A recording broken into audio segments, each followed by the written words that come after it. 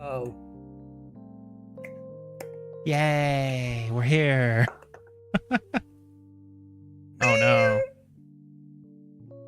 What's that supposed to mean? Possible just put in my YouTube chat, at least you're not Swedish.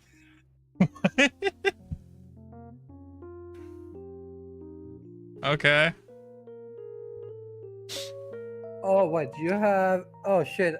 Why is my CCC? Why is captions on your stream? Why is or why isn't it?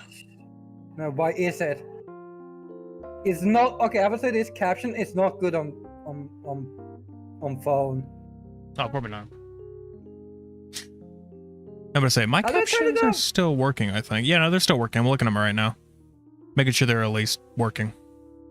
Let me actually read my captions for a second here. Let's see. Let's see. I mean, it looks pretty much good. I'm not seeing any issues. Yeah, no, I would say this though on phone. Okay. It doesn't look good. I want to see what this looks like. 𝘧𝘬𝘦𝘬𝘦. Plasma. It said plasma. Every time we say his name, it's a different word. Oh yeah, no. 𝘧𝘬𝘦𝘬𝘦 is so fucking funny. Oh. I think it's called Arizona. Arizona, For the yeah. Hi Pikachu. That's For the Hi great. 𝘧𝘬𝘦. But All right. as we need to start it off as we always do, Here we go. welcome to the Nerd Ensemble with me, Sweden Catboy, and our co-host 𝘧𝘦𝘦𝘦. Hello. At least you just look like a deranged person when you do it. Well, I mean, Is this what's gonna happen when if there's a zombie apocalypse? You're just gonna be like that. It's like. I mean, I'm a. Oh man. Oh yeah, hold on. I should actually go. I should go post in a Discord thingy. I think I my tablet to do that. Smart. I'm not gonna put the brand on here. If you know the can, you know the can. But this is the can. It's orange. It looks like it's more than nice cover up. It's like I'm not gonna put the brand showed up for a split second. Like fuck. I tell you that. But okay, so if anyone knows what this is, that's a butterfly. They just got like 0.1 second of free advertisement. I mean, I don't really care. The guy's a big monster. That's great. I'm like, no free advertisement. And I forgot that the whole fucking thing is at the bottom here. It's like, fuck, I forgot about that. You know, if you know what this, you're broken. No, my Discord is broken. Well, you're also broken. Also, hi JC. Go to bed. So Plasma, aka Badass Monkey, aka Husband, aka 𝘧𝘬𝘦𝘬𝘦, aka 𝘧𝘬𝘦, aka Arizona. Yes.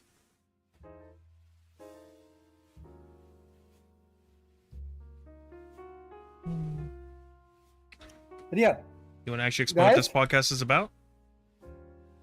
Because we never said. Nerdy shit. I mean, okay, but specifics. Do you need me? To do it? Yeah, because you normally do this part where we tell us what this podcast is about. Yeah, because look, I've been doing the catchphrase for what, a year or so or more that we actually started the original podcast, and then this reboot we just decided to flip roles where you do the introducing. Yeah, it's about nerdy stuff, anime, tech. I feel like there's more. My brain stopped working. What's one of the topics we have? What is the genre? Gaming. There you go. Trying to remember every basically anything you can think of that's nerd culture. There you go. Yeah. Congrats, Yeti, going to level 99 on agility in old school RuneScape.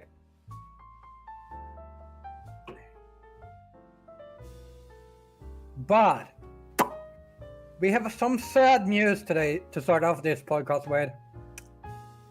We'll get to that. Hold on. Yeah. I am trying to finish this message here. Hold on. Oh, well, I can start it off while you finish your bloody message. Yeah. So, what was it? The 29th? I think it was. Was it the 29th? Yes. Yeah, it was 2 days ago. 3 days ago. The Xbox 360 store closed down. Such sad. We all will miss it.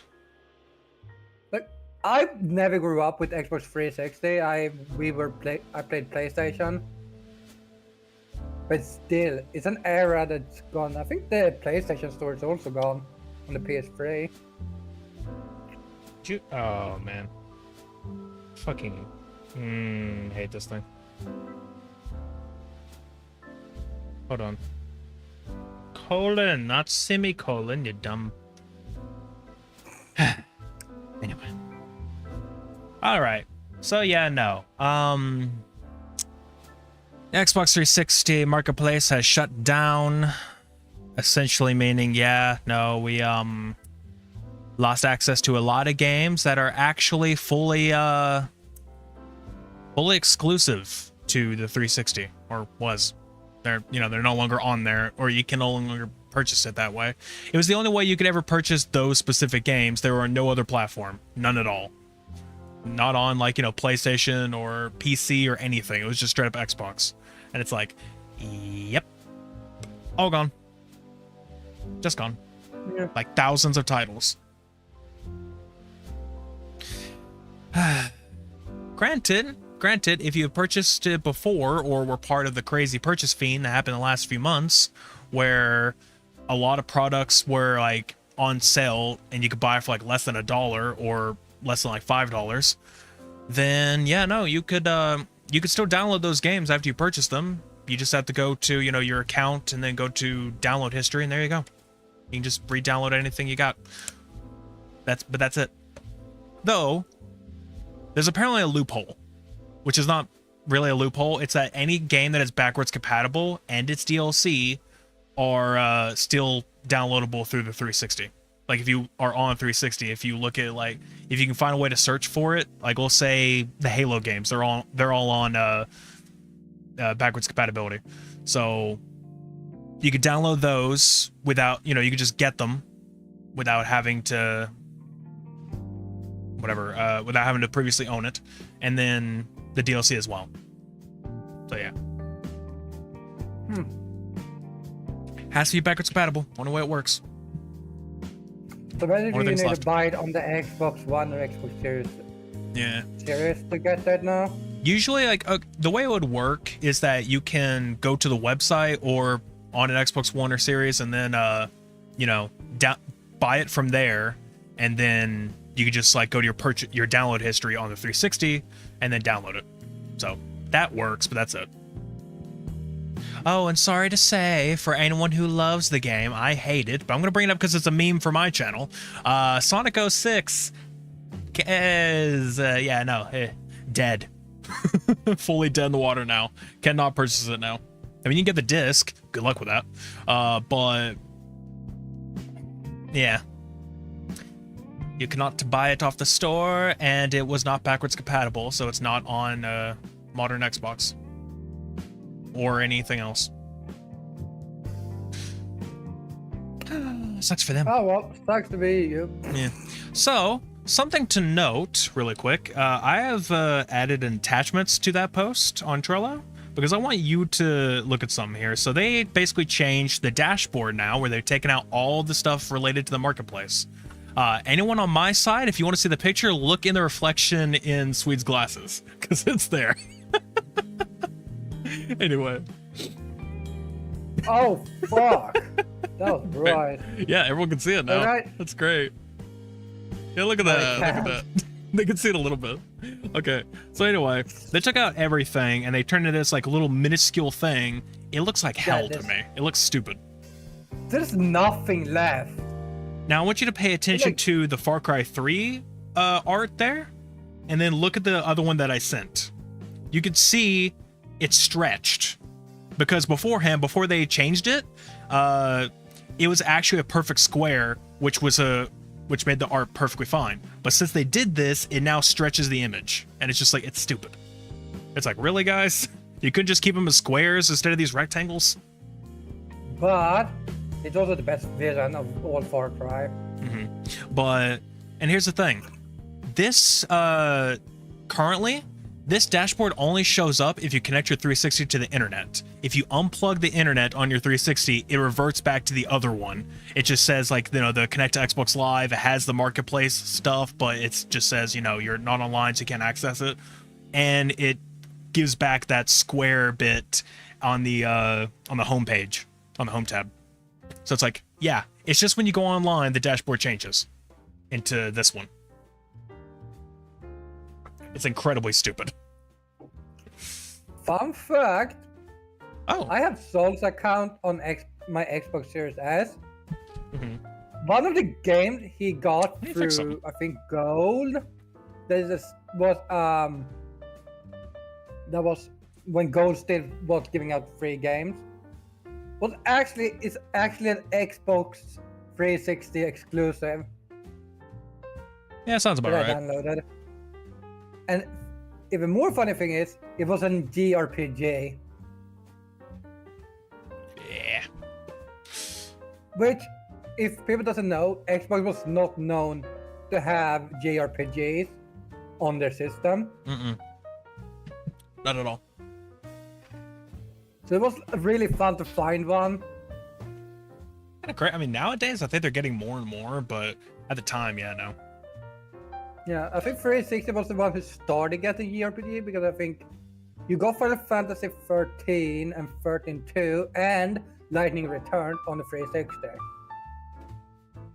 Don't ask me why they made like 3 different fucking Final Fantasy 13 games, because I don't know. I own all 3 of them on PlayStation.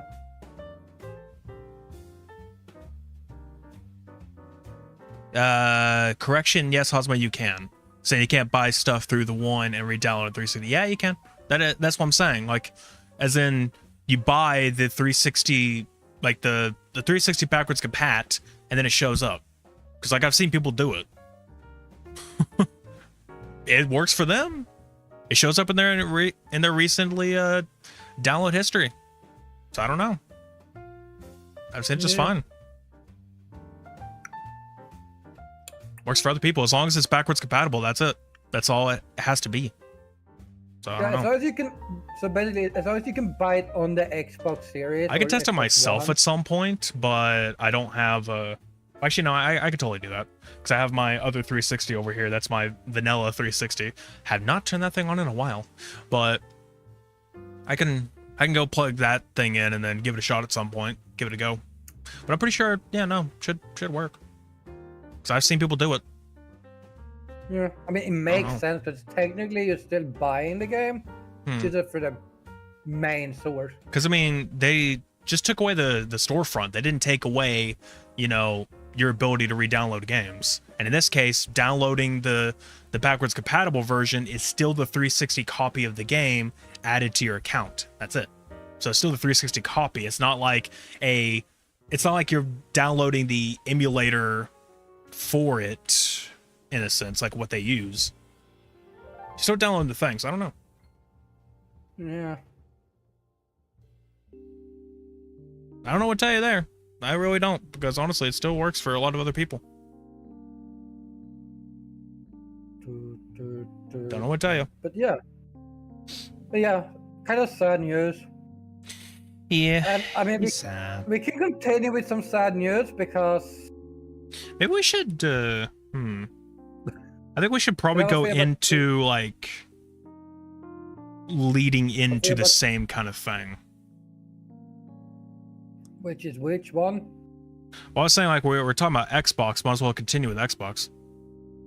Oh yeah, because well, that's also depressing to be honest. Yeah, it is depressing. It's just like, yeah, we could just go from Xbox to Xbox, so it just like it kind of leads in well enough. So we'll go to the next one.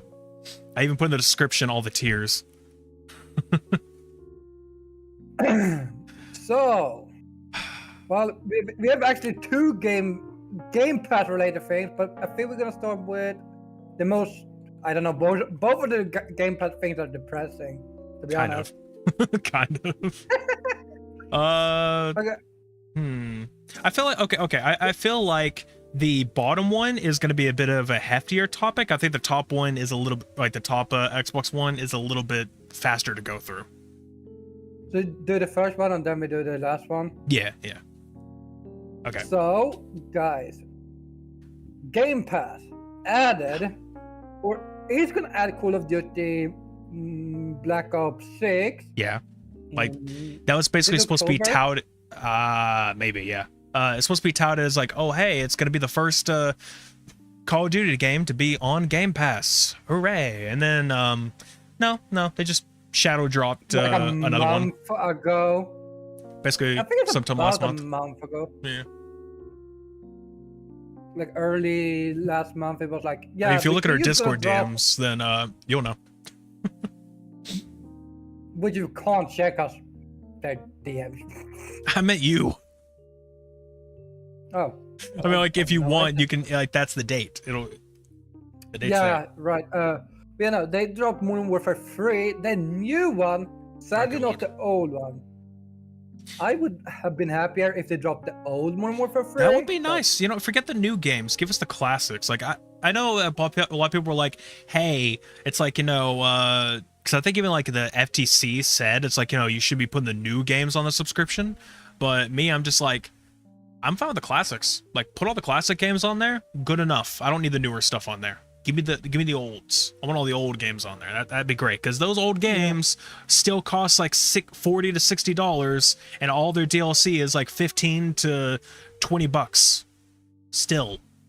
So it'd be better if they were all on Fun Game Pass. fact, guys, Black Ops 1 on Steam is more expensive than Black Ops 2. And that's saying shit. That is just insane how they're like, okay, this game is older, so it's gonna be, I think it's 40. Black Ops 2 is 30 euro. Okay, so I noticed that Modern Warfare 3 was added on the 24th. Like, that's when I noticed. I think that's when it was added. Or at least somewhere around there. 24th of last month. Was it not longer ago? No, it wasn't that long. It was like a week or two. No, like that was just it. It felt like it was longer ago. Longer ago, yep. But yeah, no. What is it? So, yeah, no, the new Modern Warfare 3, the newest one, is now on Game Pass. So, I just want to mention the first day that it came out, at least on PC, you couldn't download it for the first day.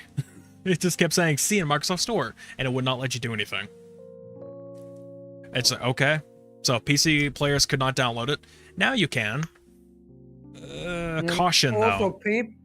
people are not happy with how they did it because apparently people that bought it on the Xbox Game or uses it on the Xbox Game Pass on PC, they're classified as console players. Well, it's still the Xbox network, so I guess that's what's doing that. Yeah, so it was really annoying because people was playing ranked games, and it got paired with PC players. Well, that's a Call of Duty issue. They should fix their shit. I will note that I have attempted this myself because I wanted to see could I. When you're installing it, you cannot initially change what you're installing. You have to install the whole thing, then you can change it.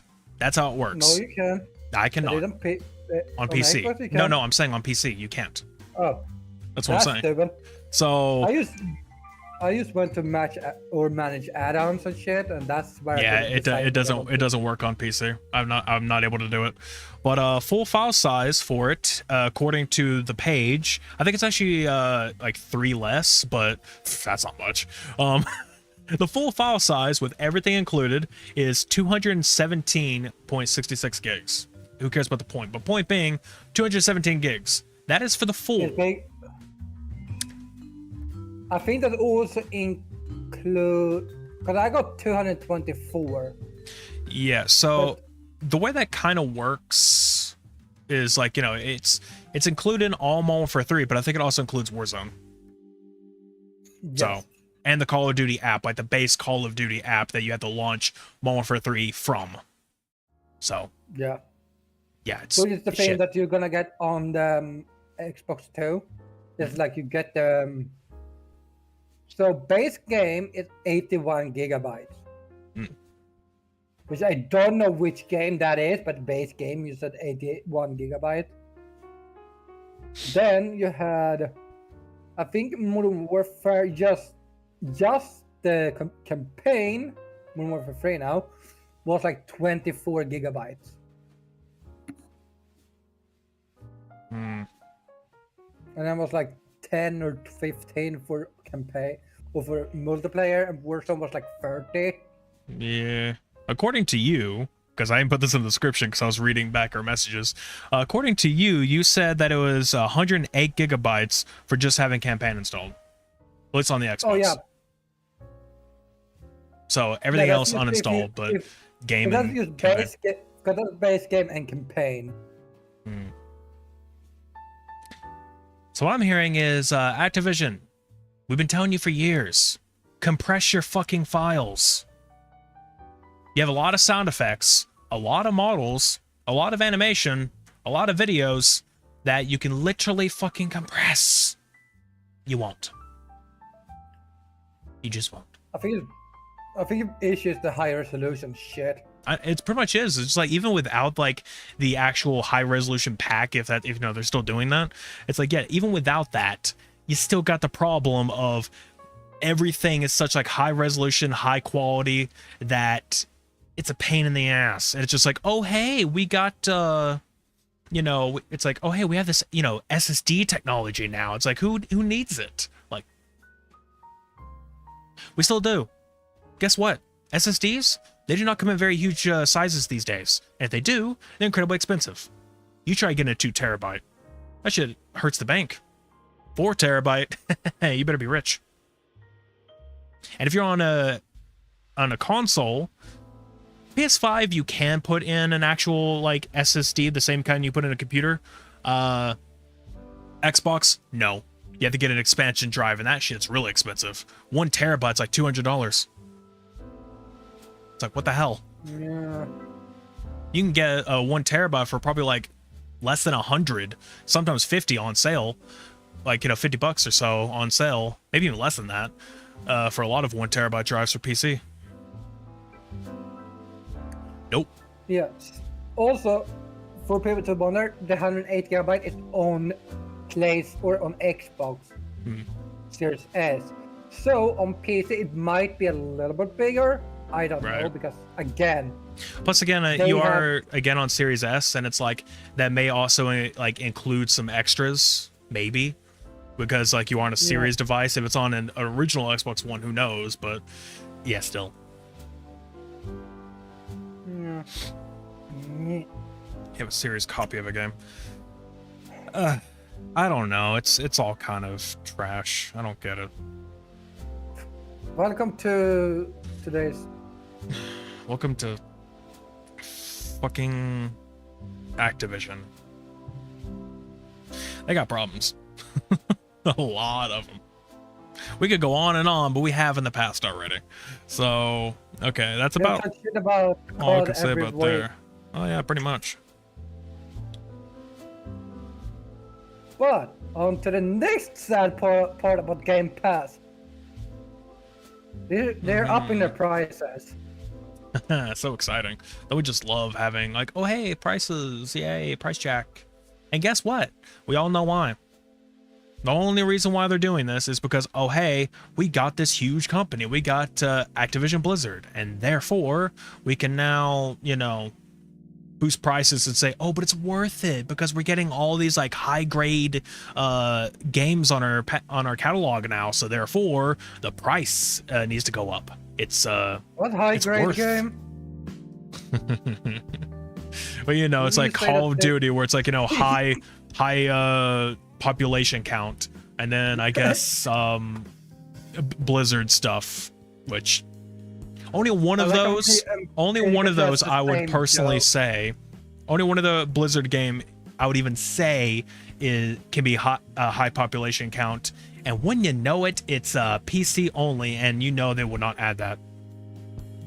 I wish they'd add that to Game Pass. That'd be nice. Which one? Warcraft, because for some reason it still has a high population count. Yeah. For some fucking reason. Old Warcraft. I need Warcraft to play Warcraft 3. Oh, okay, yeah. Well, yeah. Warcraft. I'm talking about WoW, of course. Yeah. Which actually, you know what? Adding Warcraft, the old one, on Game Pass. Why not? That'd be fine. That'd be cool. I'd be cool with that. The old ones. Because there are GOG versions on PC. They could definitely put it on PC Game Pass, or even port it to Xbox if possible. Yeah, like it as a future project. You That's totally the issue. Because they're not making profit on Game Pass because they're fucking being stupid as fuck.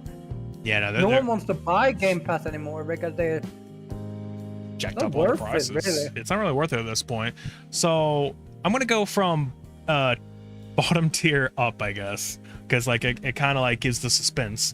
So for Ultimate users, I think it was at like $18, maybe like 19 is what it was. Like, it was 15 right now for a while. No, it's still, yeah, but right now it's like 18 or 19. It's like, it's really messed up. That's how much I'm paying for it anyway, and it's just like, it's killing me. And then they're raising it up to $20, I believe, in or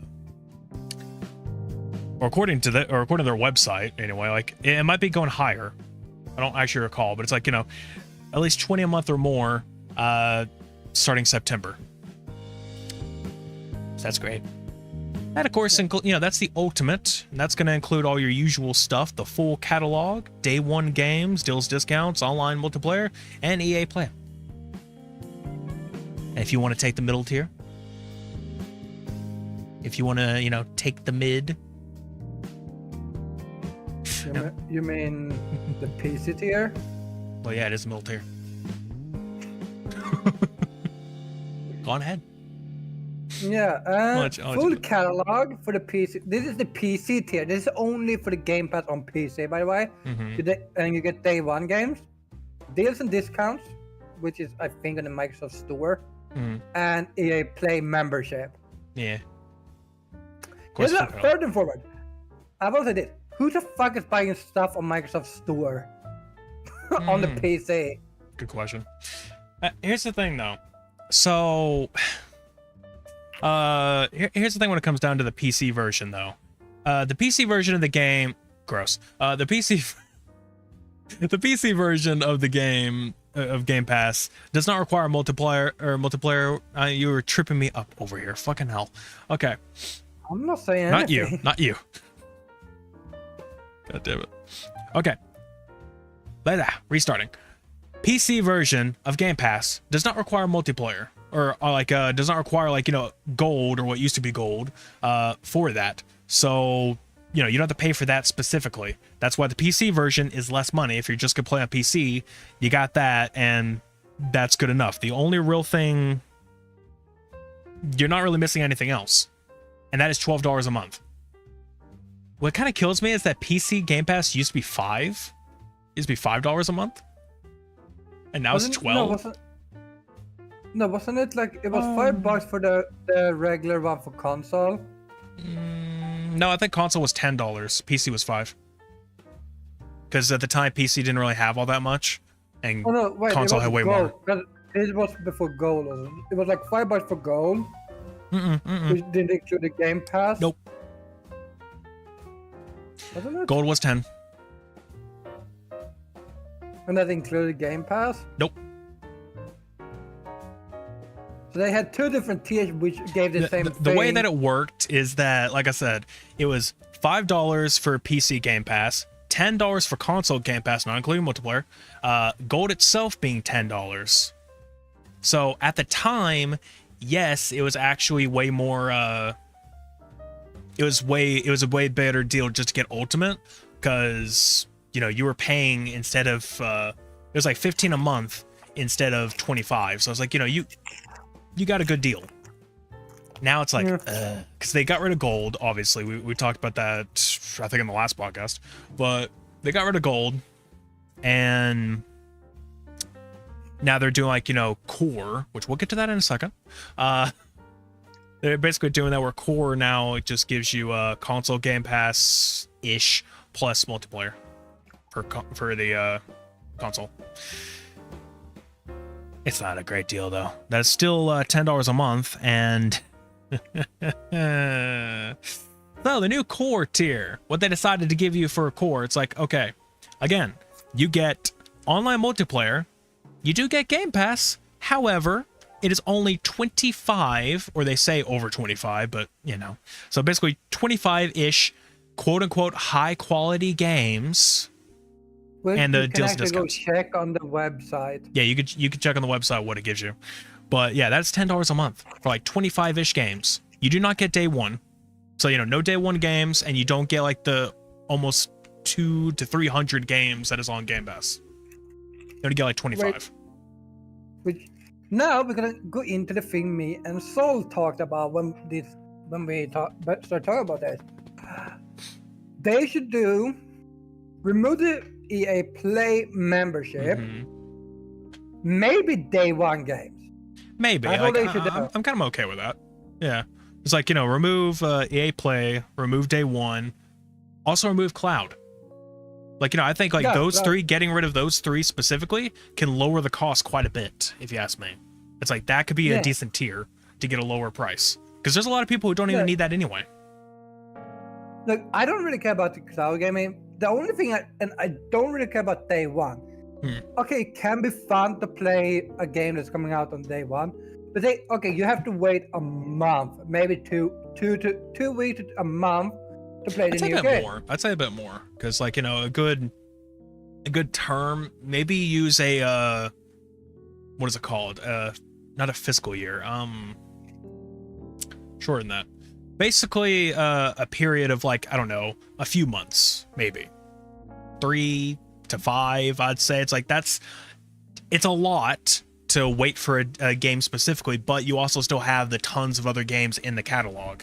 It's like if you're gonna be, you know, paying for those games, at least you got them, and then, you know, a few months later you get to actually play that day one game that just came out, or if there's a few that came out during that week, then a few months later that you'll get a week of new games. There you go. Everyone else has been playing them already, but you know, still works. And in a way, I guess it can also be a good marketing scheme of being like, hey, you don't get these day one, but now if you want to upgrade, there's your day one games, or you get the real purpose of Game Pass, which is that every Game Pass game is discounted if you own it. If you own Game Pass, or, you know, if you're paying for it, you get a game discounted. So now it's like, okay, this day one game, you know, I don't get it for a few months, I just want it already. Go and buy the game with a discount. Good. Yeah. It makes sense. You know, they can do that. Yeah, no, because I think if you go cost-wise, I think it's better to remove day one, because that cost that probably costs quite a bit. Cost Xbox. Yeah, it costs Xbox more than it costs. So I would say the tiers would be fine in that way. If like, okay, we're gonna give you everything except like free things. Like, yeah. I mean, EA Play, not many people really use it to begin with. Honestly, what is EA even coming out with these days that's even worth it? They got Star Wars, and that's about it. Basically.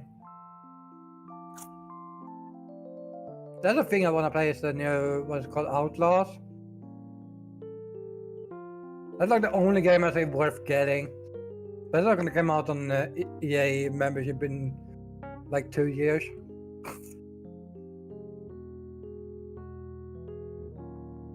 Are you staring at me? Solly staring at me menacingly. Oh, he's muted. He's just staring at me menacingly.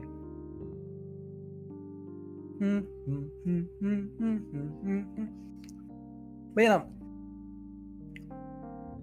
they should have added in a second tier to this.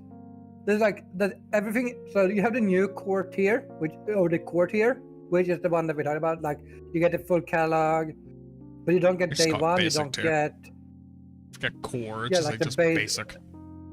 Yeah, the basic one where it's like gives you the everything that the ultimate gives you except day one, EA, and cloud.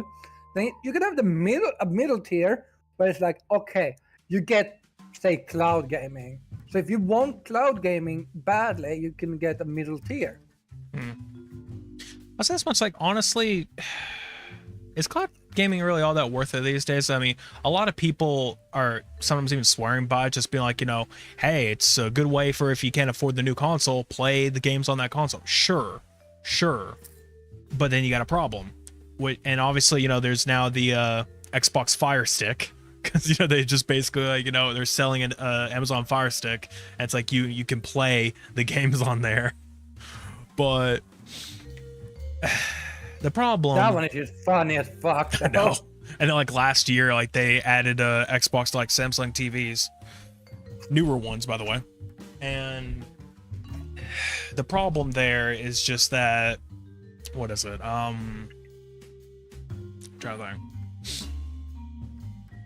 Oh no, he's thinking. The problem there is just like, again, it feels kind of niche to me. It's just like not many people even have the internet at this point. It's like, yeah, okay, you can't afford the new console. It's just like, okay. And like you said, it's like internet is expensive, and especially if you live in America, everyone stabs you in the back for it. But I don't know, just you could barely even reach the speeds necessary in order to actually play the game well enough. We're not talking about just latency. We're talking about there's a lot of pixelization like crazy, a lot of lag in a sense where it's just like a lot of skipping. You can have great internet. You're not going to be able to play cloud. Not very well. Yeah, I think so. I remember when I got also, the internet and I got like, I paid for a month, like when they had like a $1 thing again. I paid for a month before you gave me your account again. Mm-hmm. I am not kidding. I was still lagging with my 500. Yeah, it's like it's not that great. Plus, I mean, that might also be a ping issue too, because like it depends on where the server is located that you're connecting to for the cloud. So that's another thing. There's not servers posted all that much everywhere, so that's another issue. No. But again, you used to have like 3 different tiers. One gives you cloud gaming, but you might want it because, oh, hey, Modern Warfare 3 came out. It's 200 gigabytes. Well, 150, I think, for the full game, without adding, without Warzone and whatever. And you're like, I cannot play the game because I don't have space on my console, because that's another good reason. Every game nowadays is fucking, hey, we need 200 gigabytes for fucking just this one pixel. Yeah, that's another thing. That's another reason for, I mean, and Husband kind of brings up in a way, it's like, you know, another good reasons for someone who has like free time but isn't home all that much, so you know they can't just lug a console around. But here's the other thing. Another thing they kind of market in a way for cloud gaming is like having like, you know, your phone or something, like playing it on your phone, like connect a controller to it. And some games have touch controls, you know, they have a way to do that. But it just, no mobile network alive can handle that shit. No mobile network at all can handle that. What? I'm bringing this up again. I don't know, we're kind of diverting a little bit because now we're talking mainly about the cloud gaming, but what kind of upsets me, it's just reminding me of Stadia, which I don't know what the hell they used, but damn did it play great on anything. I don't care what internet I had, it still played pretty decently. Sure, the quality suffered, but the latency was still perfect. And I could play like 60 FPS games great on my phone, just like on mobile network. It's like, how? Why? I think Game Pass needs to incorporate that shit. Whatever the hell they used. No. That will make the company good. Somehow Google actually made a pretty good thing. It just, their problem was that you had to rebuy everything. And there he goes. Oh, getting lighting. Okay. Oh. I love how the hat is now part of the headset. You just take it, it's just like you take it off with it. You just need to glue the hat onto the headset and it's perfect.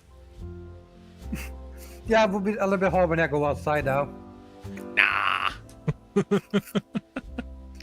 can just tell me you're a truck driver. They'll never know the difference. Yeah, well, how am I going to explain the cable? To your phone. I don't know. Yeah, my outlet doesn't work.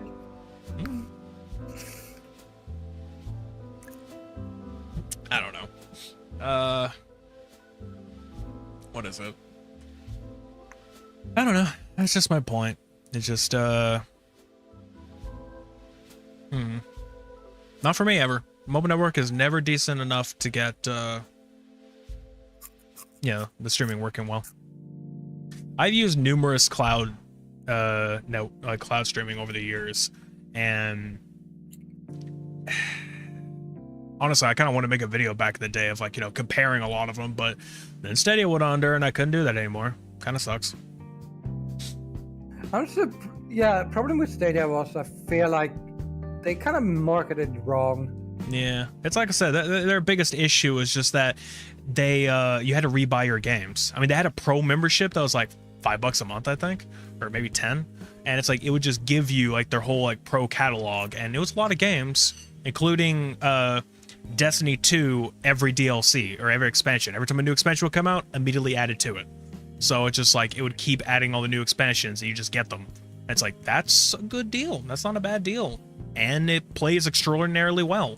You can play it on your phone, your computer, through a browser, and they even had where you get a Chromecast and play it through that. It's like, it was really interesting.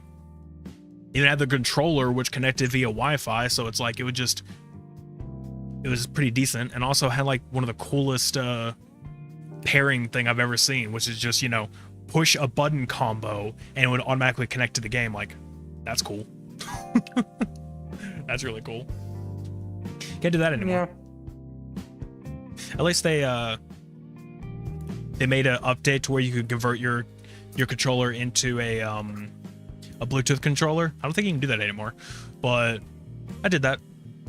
The controller's now Bluetooth. Still a good controller.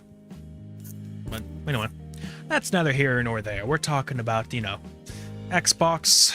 They should get rid of the cloud gaming on lower tiers. That would help increase, adding more to those lower tiers. Because I don't know if cloud gaming is a part of it. I don't know if it is or isn't. I think it is, but I don't know. It is. Maybe it's not. Maybe it's like, maybe it is Ultimate only, but still. But again, then why can't they just give us a catalog? I don't. Actually, something I just thought about. Why don't they add it to the PC tier? Well, that makes sense. Like you pay for the PC tier, and therefore you can get cloud gaming to play the console only games. Well, that just makes sense. It's kind of no. Like even just like, I mean, that would kind of warrant the boost in price that the PC tier got, if you ask me. Going from like $5 all the way up to 12. It's like, that would warrant it, in my opinion. But no.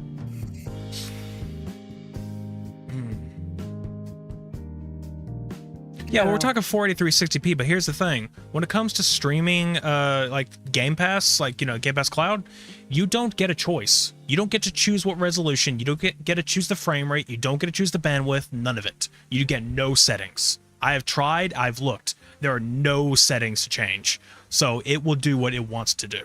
And even like if you could downscale it down to like 480 or 360, like and 30 FPS probably work beautifully. They won't let you do it. I've literally sent, like, you know, back when they were doing the testing period and you could actually like send feedback, I sent multiple times, please give us settings to change this stuff and make it way better and more people could have access to it. No, they didn't do it. It's like, nope. They don't listen to a lowly devil. No one does. Yeah, they basically lock it at like 720. What? Who are you again? Exactly. It's like, you know, they they lock it to 720p. Like that's as low as it can go, and it's high, I think. Like 720p 60, I think, is what it tries to target. I don't know what its bandwidth it tries to target. Yeah, no point in letting it go over. You're on a phone most of the time. Why do you need 1080p streaming or 4K streaming? That'd be stupid. But yeah. Why do you need streaming? Forget streaming. What? Physical's forever. Buy a Laserdisc.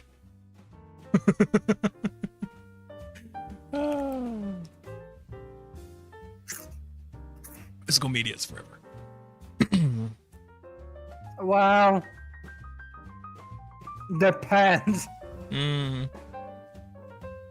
You can also break physical media, so it doesn't work anymore. I mean, yeah, okay, but I'm saying the point is just to say, like, you know, buy things physically. You're like, you know, they can't take away a physical license most of the time. Most of the time. Something tells me very hard I'm gonna be, I mean, okay, offline, maybe not, but something tells me we're gonna get to the point in life when a console is gonna have an update to where no matter if you're online or offline, I mean, granted, that's just making the game online only, but making it to where if you try to play a game offline, it will detect that this game is what you're trying to play and say that game has been, like, you know, delisted and maybe even banned across, like, you know, the platform, and you have the physical version, you're trying to play it offline, it'll probably still have a detection saying, hey, no, and it just won't let you use your disc, just turning into nothing. What about they still do that? Or they would try to do that? Microsoft, if you're listening, I want royalty checks if you do. It's a horrible idea, but I might as well get paid for this shit. I might as well get paid if you're going to use my terrible fucking idea that I really don't want you to ever use. But if you're gonna, you better. Anyway. I don't know. It's just, it's dumb. Especially the whole online only shit. That's even worse. Because, like, you get a physical disc. It's like you get the disc and you're like, hey, I should be able to use this. Like, I could somewhat get, honestly, I hate it, but I can somewhat get if it's like, oh, you need to connect to the internet just to download the game. Because now they're doing that because discs at this rate can't fit these 200 gigabyte fucking things. Like, obviously, like, that's their own stupid fault. But yeah, no. It just, why does it have to be online only? It makes sense for certain games, like, you know, Destiny, obviously, it's an online only game to begin with, but still. And also had for some fucking reason, physical disc in the beginning. I don't know if they still have it, but, you know. Yeah. Okay. Huh.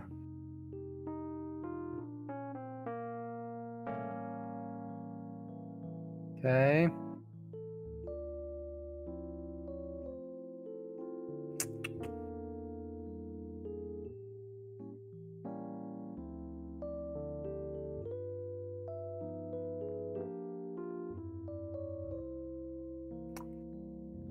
Okay, perfect. I guess I might feel talk shit about next, not Sol right now. On his chat, I can see it.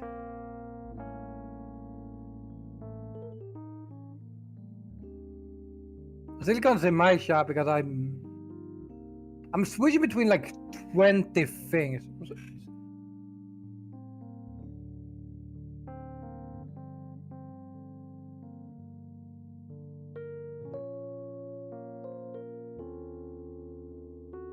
Oh, wait, why can't I use emotes in your... Wait. What? Why can I not use... Okay. I need to restart Soul Stream on my phone.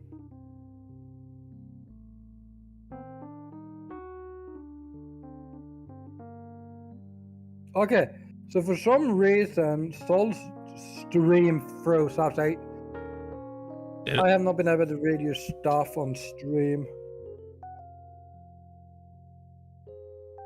Okay. Yeah. Good job, Twitch. Breaking. It's Twitch, what do you expect? Them to not be twitchy.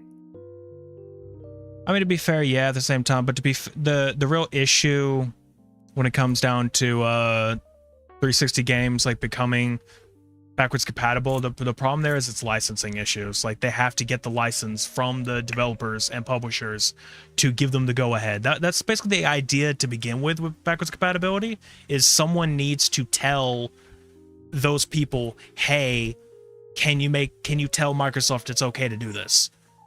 Like, Microsoft themselves have basically said, if you want a game to be backwards compatible, talk to the publishers and the devs. Like, go send like a bunch of mail or whatever to them, and if they agree to it, then Microsoft can go ahead, because they don't need, I mean, technically it's like, the devs or the publishers don't need to specifically do anything other than to say it's okay. That's it. That's all they got to do. Just say it's okay, and Microsoft can take care of the rest. Yeah. Like, that's the only real deal. If you try to tell PlayStation to go backwards compatible, you're gonna get a fuck you, go back and play your games on PS5.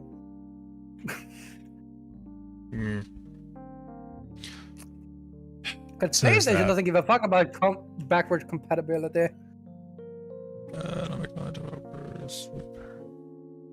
Though it's the funniest thing is when you need games that Xbox has made themselves gets removed from Game Pass because their license has expired. And I'm like, how do you not be able to renew your own license? Sometimes it costs a lot of money to do that. I don't know. But especially because in a lot of cases, it's not just their license, it's a lot of other licenses they have to work with. I mean, it's not just, hey, this is our game. Any music made, any specific, contractors or freelance workers of any kind that kind of joined in with the game, any at all those licenses need to be redone as well.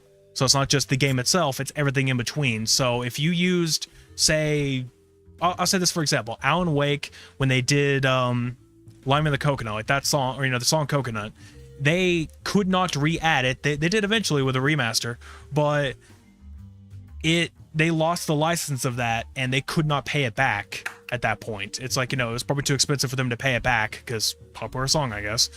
But that's sort of the point, is that in this situation of bringing stuff to backwards compatibility, they have to do a lot of licenses just to bring that specifically to, back. Yeah. It's not just the one license, it's a ton more that get thrown in there. And it's a whole mess. Yeah. Corporate anything is a bitch. You're a bitch. Well, at least I admit it. Okay. But yeah, I don't know. So I think my Twitch sub, or the Twitch chat is broken on my phone. Again, it's Twitch. Oh, shit. That makes sense. Yeah. Might just have to go to the website at this point. Manage app. I'm just gonna check if it. Oh fuck! I have 22 updates. Yeah, but that's not on Microsoft to do though, or anything. It's the way companies work. It's the way finance and everything works worldwide. Anything at all. It's just how it works. There's nothing you can do about it other than a drastic, huge change that'll probably never happen. Just modern day capitalism. How about that? That's probably the best way I can describe it. Everyone has to deal with this. I don't wanna. Yeah, everyone has to deal with it. It's the same shit with DMCA that's not been updated for over 50 to 60 years, and they're not going to. Like, it needs to be updated because it's incredibly outdated to, you know, detail anything that's going on these days, but still no. So they could not just straight up add any and all games to backwards compatibility. It can't happen. There has to be a whole rigmarole to go through. But that's a huge ass topic that we now need to move away from. So what do we want to do next? So I'm going to delete this Game Pass one because don't need that anymore. We're going to keep thing. What do we want to go for? Should we do one of the side topics? We can continue with sad stuff, but on one of the side topics, which is the third one. Literally from both ways. It's the first. Look at that. The middle one. Yeah, I mean, it is a bit sad, but at the same time, it also is like, it's a very good thing. Good. Yeah. So but it's a little bit half and half. Yeah. So starting, which started on the 26th, and actually this is happening right now. Like, you know, an event. The SAG-AFTRA video game strike. So SAG-AFTRA, basically, or just SAG in general, if you don't know, it's like I don't know a good way to explain. It's like it's a thing for actors specifically, not necessarily a union, but close. You can't really talk about unions if you're a part of SAG, and there's a lot of stuff you can't do if you're part of SAG. So yeah, I know, for example, it's like, you know, you can't if you're a SAG actor, apparently you actually can't have your face in certain recordings. Like, you have to be taken out, or else like there's a problem. Essentially, it kind of is in a way a union, because it's a lot about actors and actors' rights in a way. You can look up a whole description of it later. Like, I'm terrible at it. It's just what I believe is correct. But yeah, no. So recently, like last year before, somewhere. I think it was last year. Maybe around the same time. Yeah, they basically did a strike, but it was mainly for movies and such. Like, you know, for film, like, you know, they did a whole thing. It was specifically against AI, you know, trying to, you know, keep AI out, like specifically generative, you know, like AI is a tool that everyone's been using that for years on end. So, you know, obviously that's fine. That's okay. That's what it's meant to be used for. Generative wise, you know, stealing art, voices, music, all that other stuff, things like that. Now they're tackling the gaming industry. So that's mainly what they're doing right now. Yeah, that started around the 26th. But I think it's because now, like, if you go back like a year ago, AI was not that good yet. Like, it was not the perfect. But now it's really decent, at least. Around last year, it's like, you know, AI was to the point where it's like it could somewhat mimic a voice, not the nuances of a voice, but to the point where it's like you could probably still get away with it a little bit. And visually, it looked like absolute trash. But now it's to the point to where it's like it could do pretty good. At least like realistic stuff, it could do pretty good. Anything not realistic, it's like it's not great at all. I was gonna let you know, if you guys go look up a video, there's like, I forget who it is, but it's like it has this guy like eating noodles or some shit, and he's like eating them through his eyeballs. It's just like, what the fuck? It's like that's basically what AI could do lately. So it's still a little fucked, but voice wise, it can do a very good replication. Which brings us back to voice actors, which I don't think was that much last year. Yeah. But it's also like voice actors in gaming, because a lot of gaming companies want to remove the human elements. Yeah, there's a lot. There's a lot of want to do that, and they're thinking, like, you know, if we use the AI voice of someone, then it's a lot cheaper to do. The problem, and here's the other thing, there is no law specifically stating that, say, if you use an AI voice, you have to pay royalties to the original voice. Like, there's no law saying that needs to happen, so therefore it's a loophole that companies can do. If they use that, they don't have to pay the original person anything. They just have to pay for the AI cost, and that's it. If you want to use Xolotl in your games, you can do that legally. No. Also, I'm going to say this right now, actually. I have thought about training an AI voice specifically just for me and friends, and that's it. Like, somehow locking it down to where only that can happen.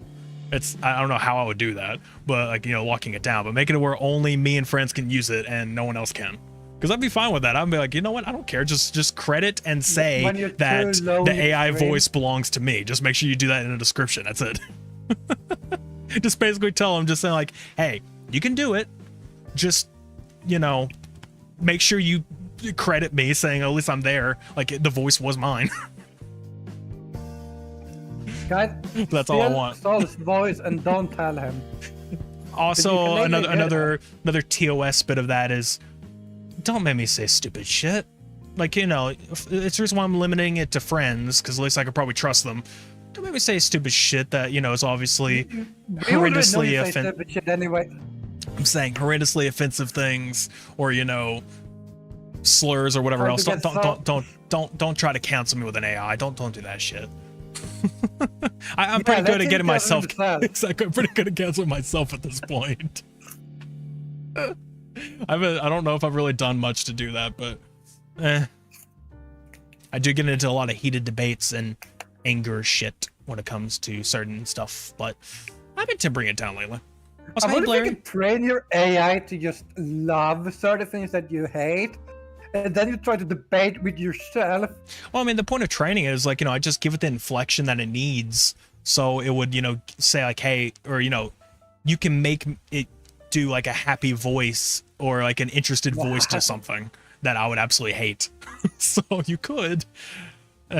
Like I said, that's the thing. That is allowed. To love PlayStation. Well, it's the best company ever made. Okay. No. Now I know I'm going too far. I was saying, like, PlayStation is in, like, you know, PS5 stuff. Sure, I like what they make. I just don't like them. There's a difference. You're gonna see one day you're saying that it's the best company ever. You're like, fuck. It went too far. But yeah, no, like that right there is what it would be like, you know, consensual AI use, like, at least between like me and friends. It's like, you know, I would perfectly allow that because, you know, I'm giving you the consent, and also, you know, just like, you know, I'm saying you can do it. In this case, with, like, you know, this video game strike, it's companies using it when the original actors who actually get paid a ton of money to do this stuff is losing a ton of money because, yeah, no, they're not getting paid for it, and there's no legal way to do that right now. And it's just, By the way, I get the way the strike works. Don't read what I'm sending you, but I got a message from a certain someone. That's a lot of implications. Yes, but who's a certain someone whenever I get to that message, whenever my app stops breaking? You can figure it out by just reading. I'll figure it out when I get to it.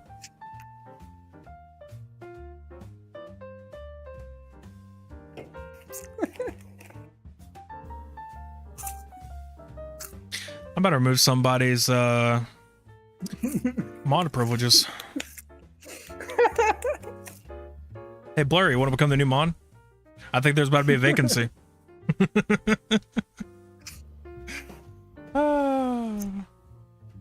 Time to make your AI a mod.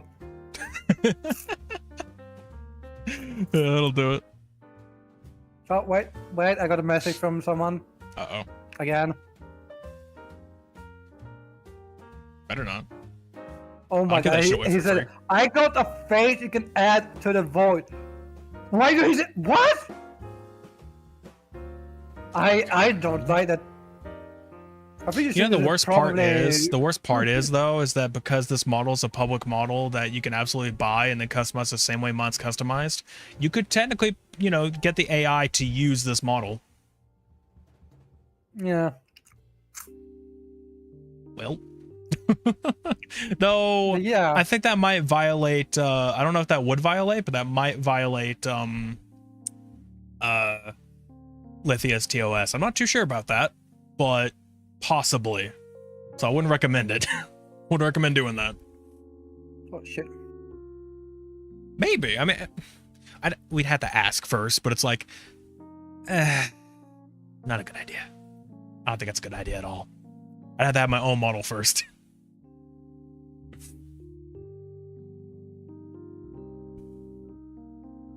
Good job. You missed it, Sui. Huh? So, like, you know, said, oh, husband said, oh no, not the model. I meant the real face. Oh, oops. Just revealed myself. I played the fifth. Good job. Right, Saul doesn't have a face. Yeah, exactly. I don't have a face. What you're saying So isn't why real. Yeah, emote. Oh yeah, I should just re-mention on my stream. I have emotes. If you follow, you get 5 free ones. And there are also sub emotes too. So if you want to do that, that'd be nice. I'm getting sub badges eventually. I just don't know what to use as a sub badge. I'm thinking about horns, like, you know, different color variations of the horns, but it's like, I don't know what to use there. Look at you, Hosma. Using all the stuff. Blurry is like, when you're not the devil. That's a good one. We were watching your real face. Yeah. Don't worry about it. Don't worry about it. Substar with horns? I have no idea. I mean, I'd have to think about it. I don't really know what to use for it. But yeah, back to the SAG-AFTRA shit. Yeah. So, just a note, again, when it comes down to it, again, that's its whole purpose is just like, you know, they're striking against video game companies that are using AI, either like, you know, visually or audio-wise, generative AI. They're trying to go against that. And mainly audio-wise, because it is SAG, and that's mainly for actors. So specifically to, you know, help against them, you know, help against AI being used on actors. Yeah. And just a note, I don't know if it technically is the first company. I put that in our notes, but that's what I've seen so far is Warner Brothers, and they're outside Studio Gate 5 apparently. Like I just saw, like literally as I was searching up SAG-AFTRA strike, it showed up right there saying that as I searched it up like a couple hours ago, it said like a few minutes ago is when the thing was posted. So yeah, no, they are currently going after Warner Brothers first. That is where they're going to be doing their first event for the strike. I forget what they call it. Picket fence? Is that what it's called? I don't remember. It's like, you know, yeah. Essentially, that's what it is. But yep, picket fence shit. I forget the exact term of it, but I think that's what I was reading.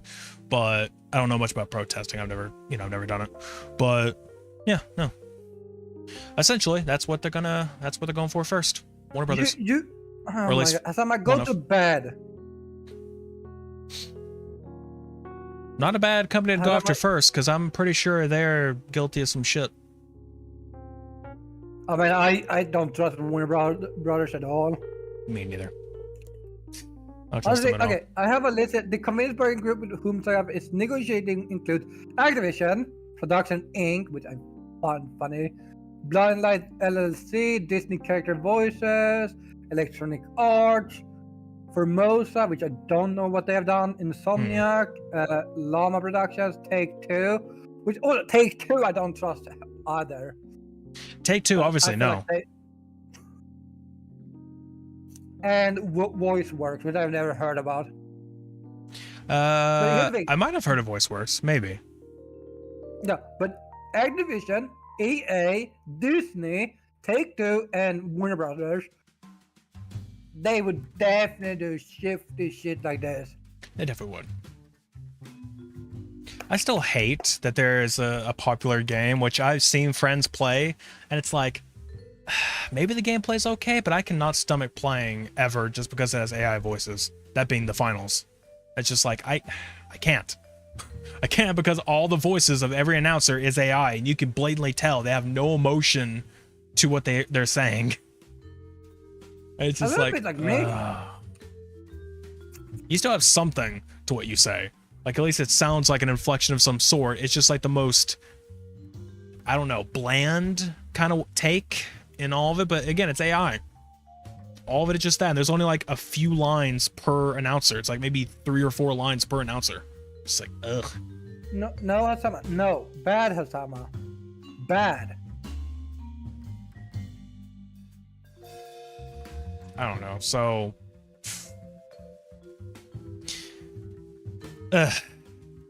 I would just at least hope that this does something. Hopefully. That'd be nice. That'd be really nice. What next should we go into?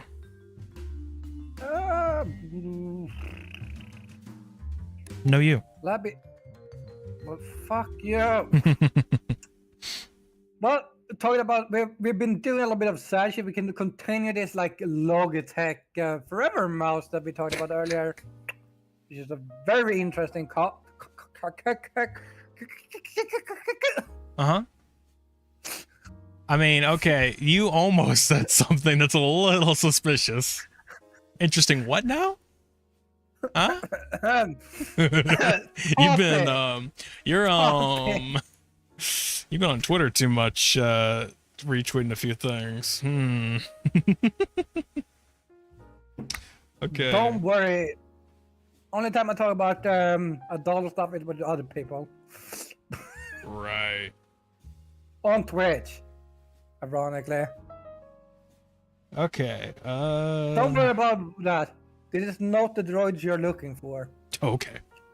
Okay, so I got to the point that I was talking about. It's like in the web page, it starts with like, I'm very intrigued. That's like where it starts. Web page? Huh? The page like on the Trello, like I linked one. Like it's the whole transcript of the podcast that, you know, the CEO was talking on. It's a long transcript, but... Yeah, but guys, the name of the CEO is Hanneke Faber. It sounds so fake. Yeah, no, I don't know why. It's like... Yeah, no, you just have to hit like... blah, blah, blah. If you just like, you know, do find in page. Or Control F on your computer, either way. I'm reading shit. Hold on, I'm trying to figure... Can you... It's very far down. Yeah, it's very far down where this actual topic starts. So that's what I'm saying. Like, you probably have to search specifically. It starts with, like, I'm very intrigued. We'll hear what it's called Forever Mouse or a mouse but you will also hear on top about how she plans to grow the business and hit an ambition. What are you reading on? The whole fucking article, half the article. Yeah, but you don't need to do that. Not all of it.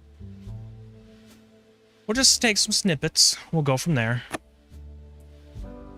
Or at least we'll just talk about it and like, you know, try to bring up some of the examples that they said. So just to bring up of basically what we're about to talk about is apparently Logitech is wanting or is thinking of coming out with what is called a Forever mouse, which is, you know, a computer mouse that essentially you never have to replace, is what they're saying. Essentially, they'll make the hardware be a certain way, and then it will you keep it, you know. That lasts for 5 to 10 years, probably like 2. It's a Logitech mouse. Are you kidding me?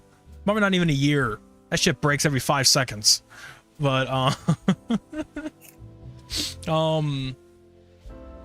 point being, they're saying like, you know, they want to make a Forever one that's like hardware wise, so you know they make it decent enough, and then they ship it out, and then it gets software updates continuously. Like, you know, they'll keep adding software updates.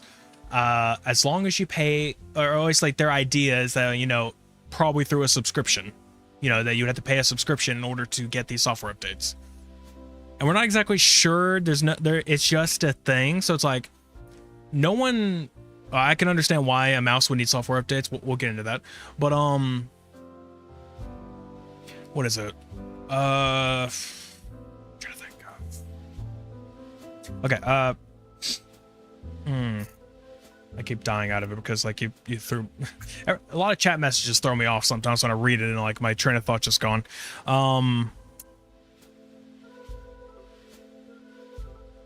As like I said, they're basically they're thinking of doing the subscription and like no one really knows whether like what would happen if you stop. Like, you know, because again, this is so far an idea. It's not a current thing yet. It's just something that they say they would like to do, but I'm not really sure what would happen if you stop. It's like, does the mouse stop working? It's like, oh, you stop paying your subscription. Sorry, mouse, you know, mouse stops working. Or it's like, oh, your software updates, just you don't get any future software updates if you stop subscribing.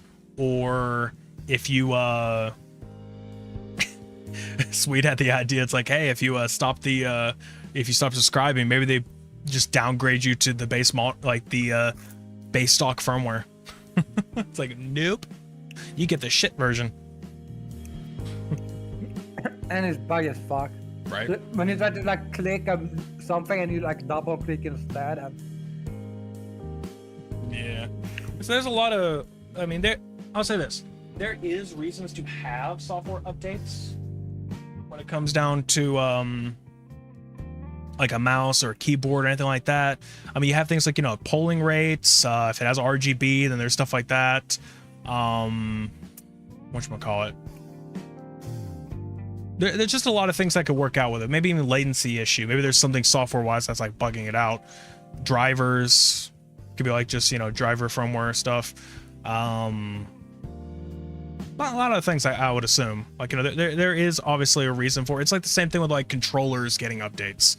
It makes sense because there are certain things that might just be a or might be able to be fixed in software. Like, I don't know, maybe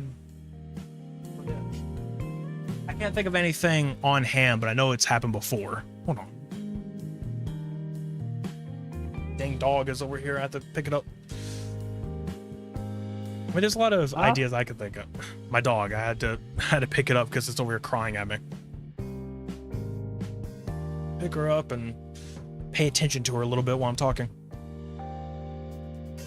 So, Sama, you need to go to bed. Yeah, no, like there's like stuff like, you know, again, controller updates that have like had reasons specifically. It could be anything from like lighting or again, latency when it comes to using it. There's something I don't remember specifically. There was something that happened that just required a controller update and then it got fixed immediately. I completely forgot what it was, but I don't remember. But anyway, it's the thing, you know. The problem though is, again, why does Logitech think that making a subscription model for a mouse is a good idea? It's like, what do you think? Like, oh, hey, you know, for these software updates, you gotta pay us a subscription. You probably just paid like $100 to $200 for this mouse because, yeah, those exist. And now you have to pay like $20 a month in order to keep it going. Like, what? They said it's gonna last forever because it's a forever mouse. It's like, oh, you buy one mouse, you never have to do it again. It's like, because they talk about, like, in the article, there's or at least it's a podcast interview, but let's see. I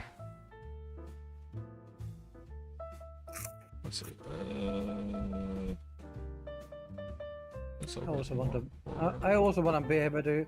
Can't we get a forever PC instead?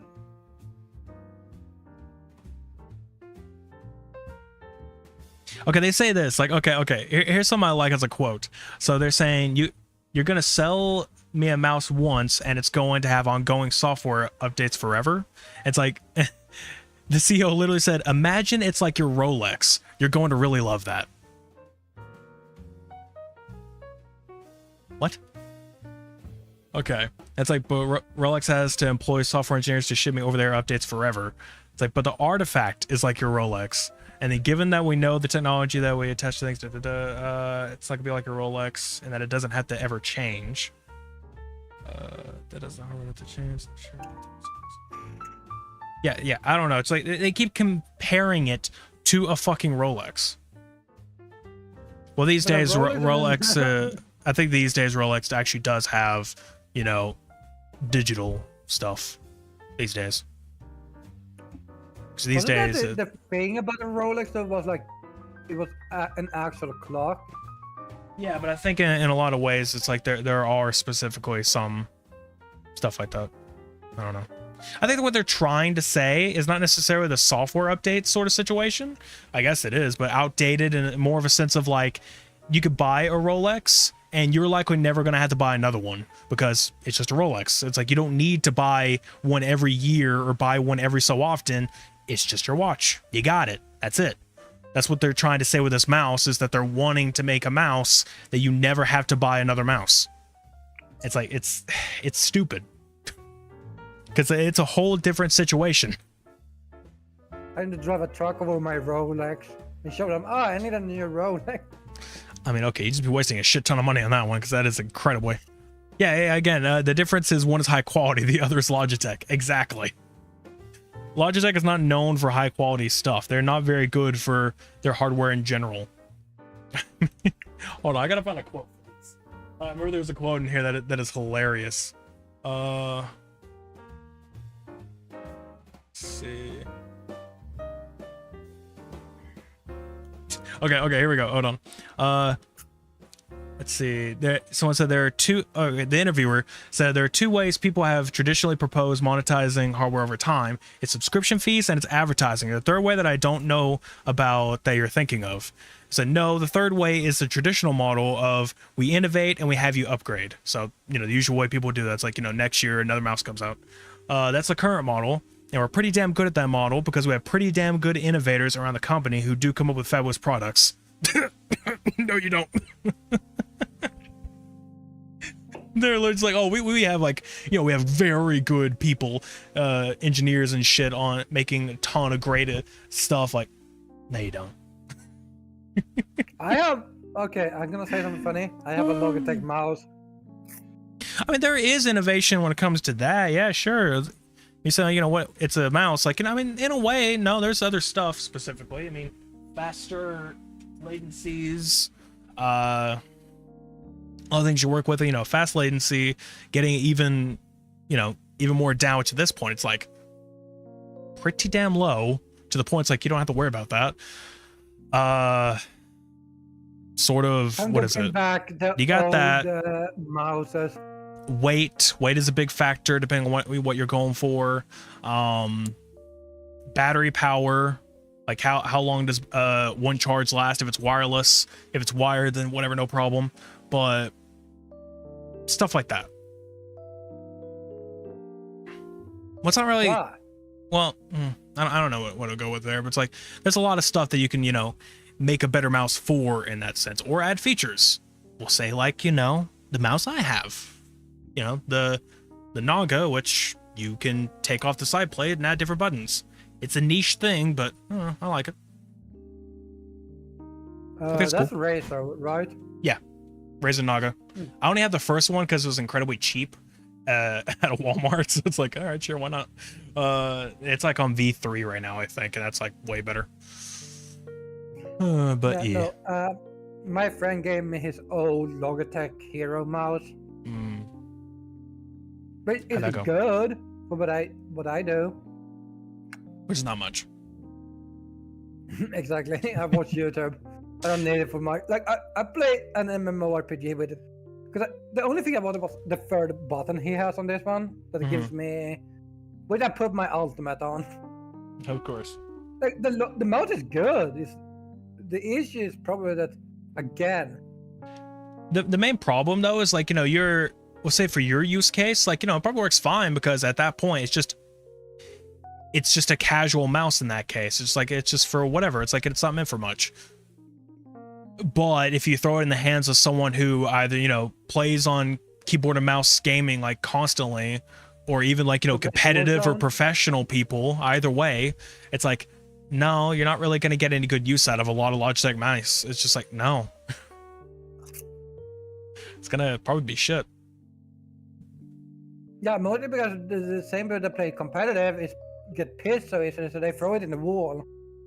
That's some people, yeah.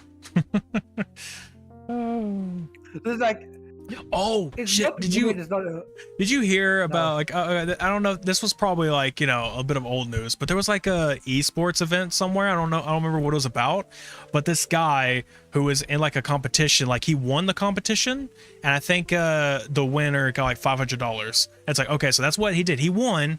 To celebrate, he threw his chair, I think it was like at some like wrestling thing, so like at a wrestling whatever place, whatever you call it, next to the ring, or like, you know, in it anyway. Point is, through the chair, it hit a studio light and it broke it. And like that was his way to celebrate. It's like, you know, he threw it, it's like, and it broke it. That thing is worth like $2,500. So not only did he win 500, he came out with negative winnings because he had to pay that and more back because he broke a studio light after winning. I guess you're getting pissed at shit. It's just like, why are you threw the fucking chair? Like, what? He won nothing. He lost money that day winning that competition because he's an idiot. Why? Oh, it's so funny. I mean, you could probably look that up based on specifics. I don't know what game they were playing. I don't know. I think maybe it was like the place sponsored them or something, so that's why they were at that area. But it's like, I don't really know the specifics. I just know it was like a studio light that had like whatever. It's like a big like rectangle light that kind of like mounts onto the thing. It just has like, you know, 5 or 6 like LEDs or something that like do like the whole spotlight kind of thing when it comes to you know, if you watch, you know, like wrestling, boxing, any of that kind of stuff. It's like if you see those kind of lights, then yeah, that. Point is, yeah, we talk about, you know, professionals throwing and breaking shit. That guy is an idiot. It wasn't out of rage. He won. He threw it, and he fucking and now he has to pay so much back. Like, I get thrown away like a $40-$50 mouse because you like get pissed, like that happens. I think if you even go to the thing though, like you throw away first a share that probably cost a few hundred, because possibly shares are expensive. I think the chair actually wasn't that much. I'm not sure. Yeah, but still, like it's in through it, and then each a studio light, which again, that's you said 2,500, if not somewhere around there. More. Yeah, probably. I think they said it could have been like 35 or 34, but I think he only had negative. Oh no! It might have been like 3,000 because I think like he has like negative 2,300, 2,400. So like yeah, so, 500 of it was paid off because like his winnings went to it. But yeah, it's like, why did you even like? You can kind of look up like based on the specifics, and there is a leaderboard like saying, you know, the people who like their earnings during that competition. It'll show him in first place, but I think he actually has negative earnings in like part of his winnings. It's just like, wait, what happened? Kind it's of like funny as fuck. Yeah. It's like, okay, so he won and got the most paid out in wins. Yeah, which is only 500, so it wasn't like a super professional thing, but it was like it was still a, you know, a esport type of situation, just like, you know, low stakes. Or 500 is still a lot, but you know, there's some people winning like thousands. Point being, still. Yeah, I think if you play like CS or something, that's definitely. Yeah, in comparison to esport competitions, 500 is a little low, but point is, he won first place and he should have got $500, but instead he walked out in debt. He walked out with debt. Yeah. That's amazing. Every student in America. Right? I just went into this university and got an amazing you know, education, and you know, I can now do these like very high dollar jobs and shit, and I am now critically in debt with like $300,000 that will become $600,000 in just a few years. Yay. But back to our mouse. Yeah, back to the mouse. Wait, I think we kind of done with. We just. I don't know why, but for some reason, like unless you changed it, like I don't know why I just expected you to just be like back to mouse, click close a tab. I expected a little bit. Okay, wait. I like it, but it's a mouse. but it's a mouse. Yeah, I think I might perceive those to be very different. Yeah, yes, but it's a gorgeous thing about it. Like a diamond encrusted mouse. What?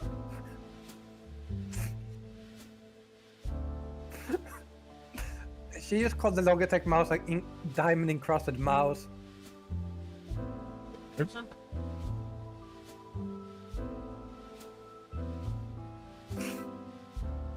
Guys, they call the mouse diamond encrusted. Or that you should think about it like a diamond encrusted mouse. Like, first of all, why would I want diamond on my mouse? Wouldn't I want like... Every COD player ever. No, they want the diamonds on their weapon. Yeah, like, okay, I have concerns about this person's mental health. Like, from diamond, yeah. If I don't get a mouse that is out of diamonds, I'm suing them.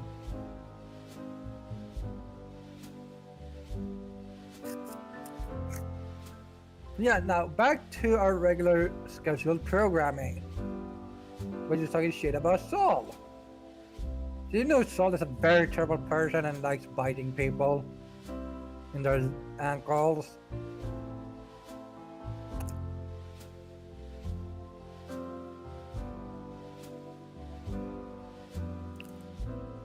He also sniffs people's legs while biting them.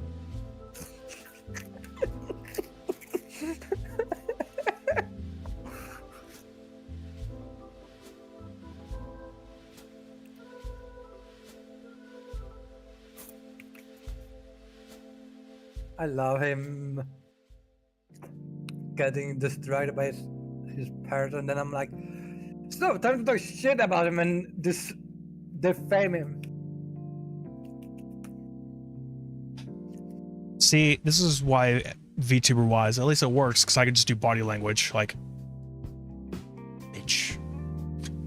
Yeah, I just like how the moment they like, yeah, he likes sniffing legs, you're like, what a cunt!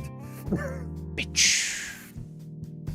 But I was gonna put, I am not kidding, on my tweet that I was defaming Xolotl BT. I guess I doesn't want to now. I mean, I did defame you. Yeah. Also, going back to what you mentioned about, like, you know, why would you want to put diamonds on your mouse? It's like Call of Duty players, anyone? Because I mean, it's just like, oh hey, it's like I have to work to get diamond camo on all my fucking shit. It's like, you know damn well if they could afford it, they would. At this point, they probably spend enough money to afford it, but they would definitely have everything encased in diamond. They would totally do it. No, they would never afford it because they would buy new skins that they would never use. Exactly. They're going to buy new skins that are just going to be outdated next year because they'll move to a different engine that just completely erases it all.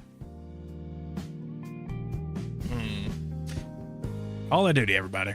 Where every year, or every two, or maybe at least every 2 years, it's every year really.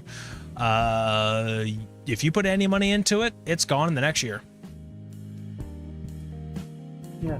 Especially if you're doing it for Warzone reason. When it comes to the mouse, yeah, I think it's stupid. I don't think it's gonna work. No one's just gonna stick to the same model we got. Specifically the one they said, the one they're doing now, which is, you know, innovating every year. Fine, that's fine. It's like, you know, every year, every couple of years, whatever. It's like, bring out a new type of mouse that has any type of whatever fixes and stuff like that. Keep innovating a different mouse. One thing I don't like about a lot of companies, like, I get it. It's like, you know, they have different types of mice completely. And it's like, in a way I get it, because, you know, different people, different things that they want, like, that works. But stop trying to make new things and keep trying to innovate on the old. Keep trying to make the old better, in a sense. Yeah. It's like, you know, do that. Don't do subscription model. That's stupid. Don't be like, oh, I want to, you know, pay money. Which, by the way, I also learned the CEO of Logitech right now comes from nutrition companies. Like, you know, they were like a high up in the ranks or whatever of those companies. Instead of, they went from like nutrition types, like nutrition slash like, not necessarily beauty, but it's like, what is it? Pantene, Head and Shoulders, like all those other like fucking companies and a bunch of like nutrition stuff. It's like, that's where they were. And now at Logitech, it's like, okay, not saying that they're not necessarily calling them dumb or anything. Not necessarily saying like, oh, hey, you're, whatever it is. You're not, trying to think. I'm not necessarily saying it's like, you can't be a CEO. I'm saying that's quite a jump to go from like nutrition slash beauty to technology, specifically in the PC gaming industry or PC industry. Like, that is a giant leap, especially the PC industry. What the fuck are you doing? I can understand controller. That's different. Controller, you don't have to do shit. PC, there's a lot of eggshells you got to walk on. Mostly because this PC gamers doesn't clean the room. Yeah, okay, that's also true. That's also true. But no, I mean, like, I'm just saying, it's like they'll get pissed at you for any minor thing you do. Well, I'm not bringing that topic up, but like, well, recent events will tell you different. Oh, people Maybe you just get pissed at everything, to be honest. Yeah, just like, obviously you should be pissed at, at that. Like, again, we're not giving, this could be out of context because I personally don't want to bring it here, but the recent events in the content creator stuff, that's all I'm going to tell you. Obviously, people should be pissed about that, but yeah, no. There's a lot of people who aren't, and it's just like, well, at least you're outing yourself so we know who to block. At least that's a thing. Because now we know to block and say, fuck you. But not actually. Well, fuck you.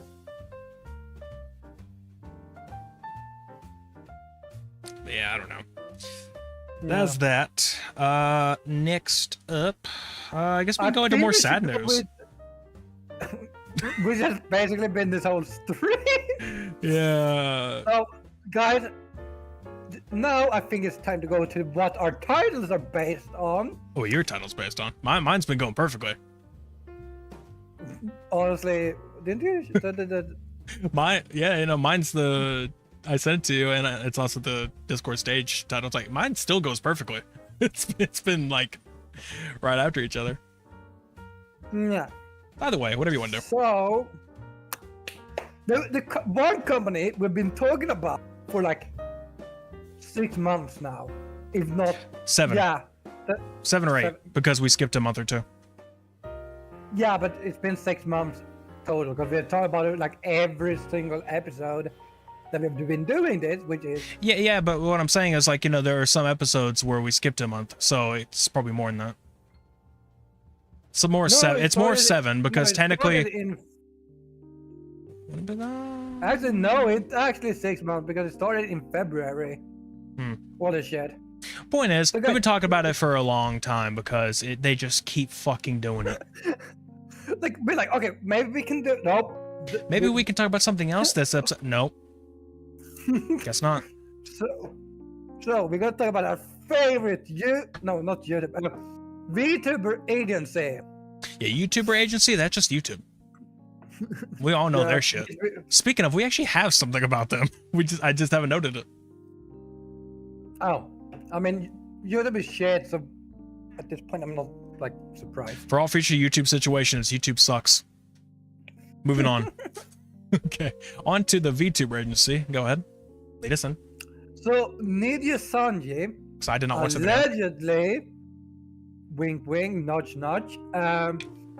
Might start suing people overseas that defamed them. Wait, hey, I'm just gonna point it out really quick. So the reason of that is that in Japan there is the defamation law, which states that if you have someone that is defaming you to a point, you can actually sue them, and you'll be like, it's more of like the person getting defamed is more so the right one in that situation.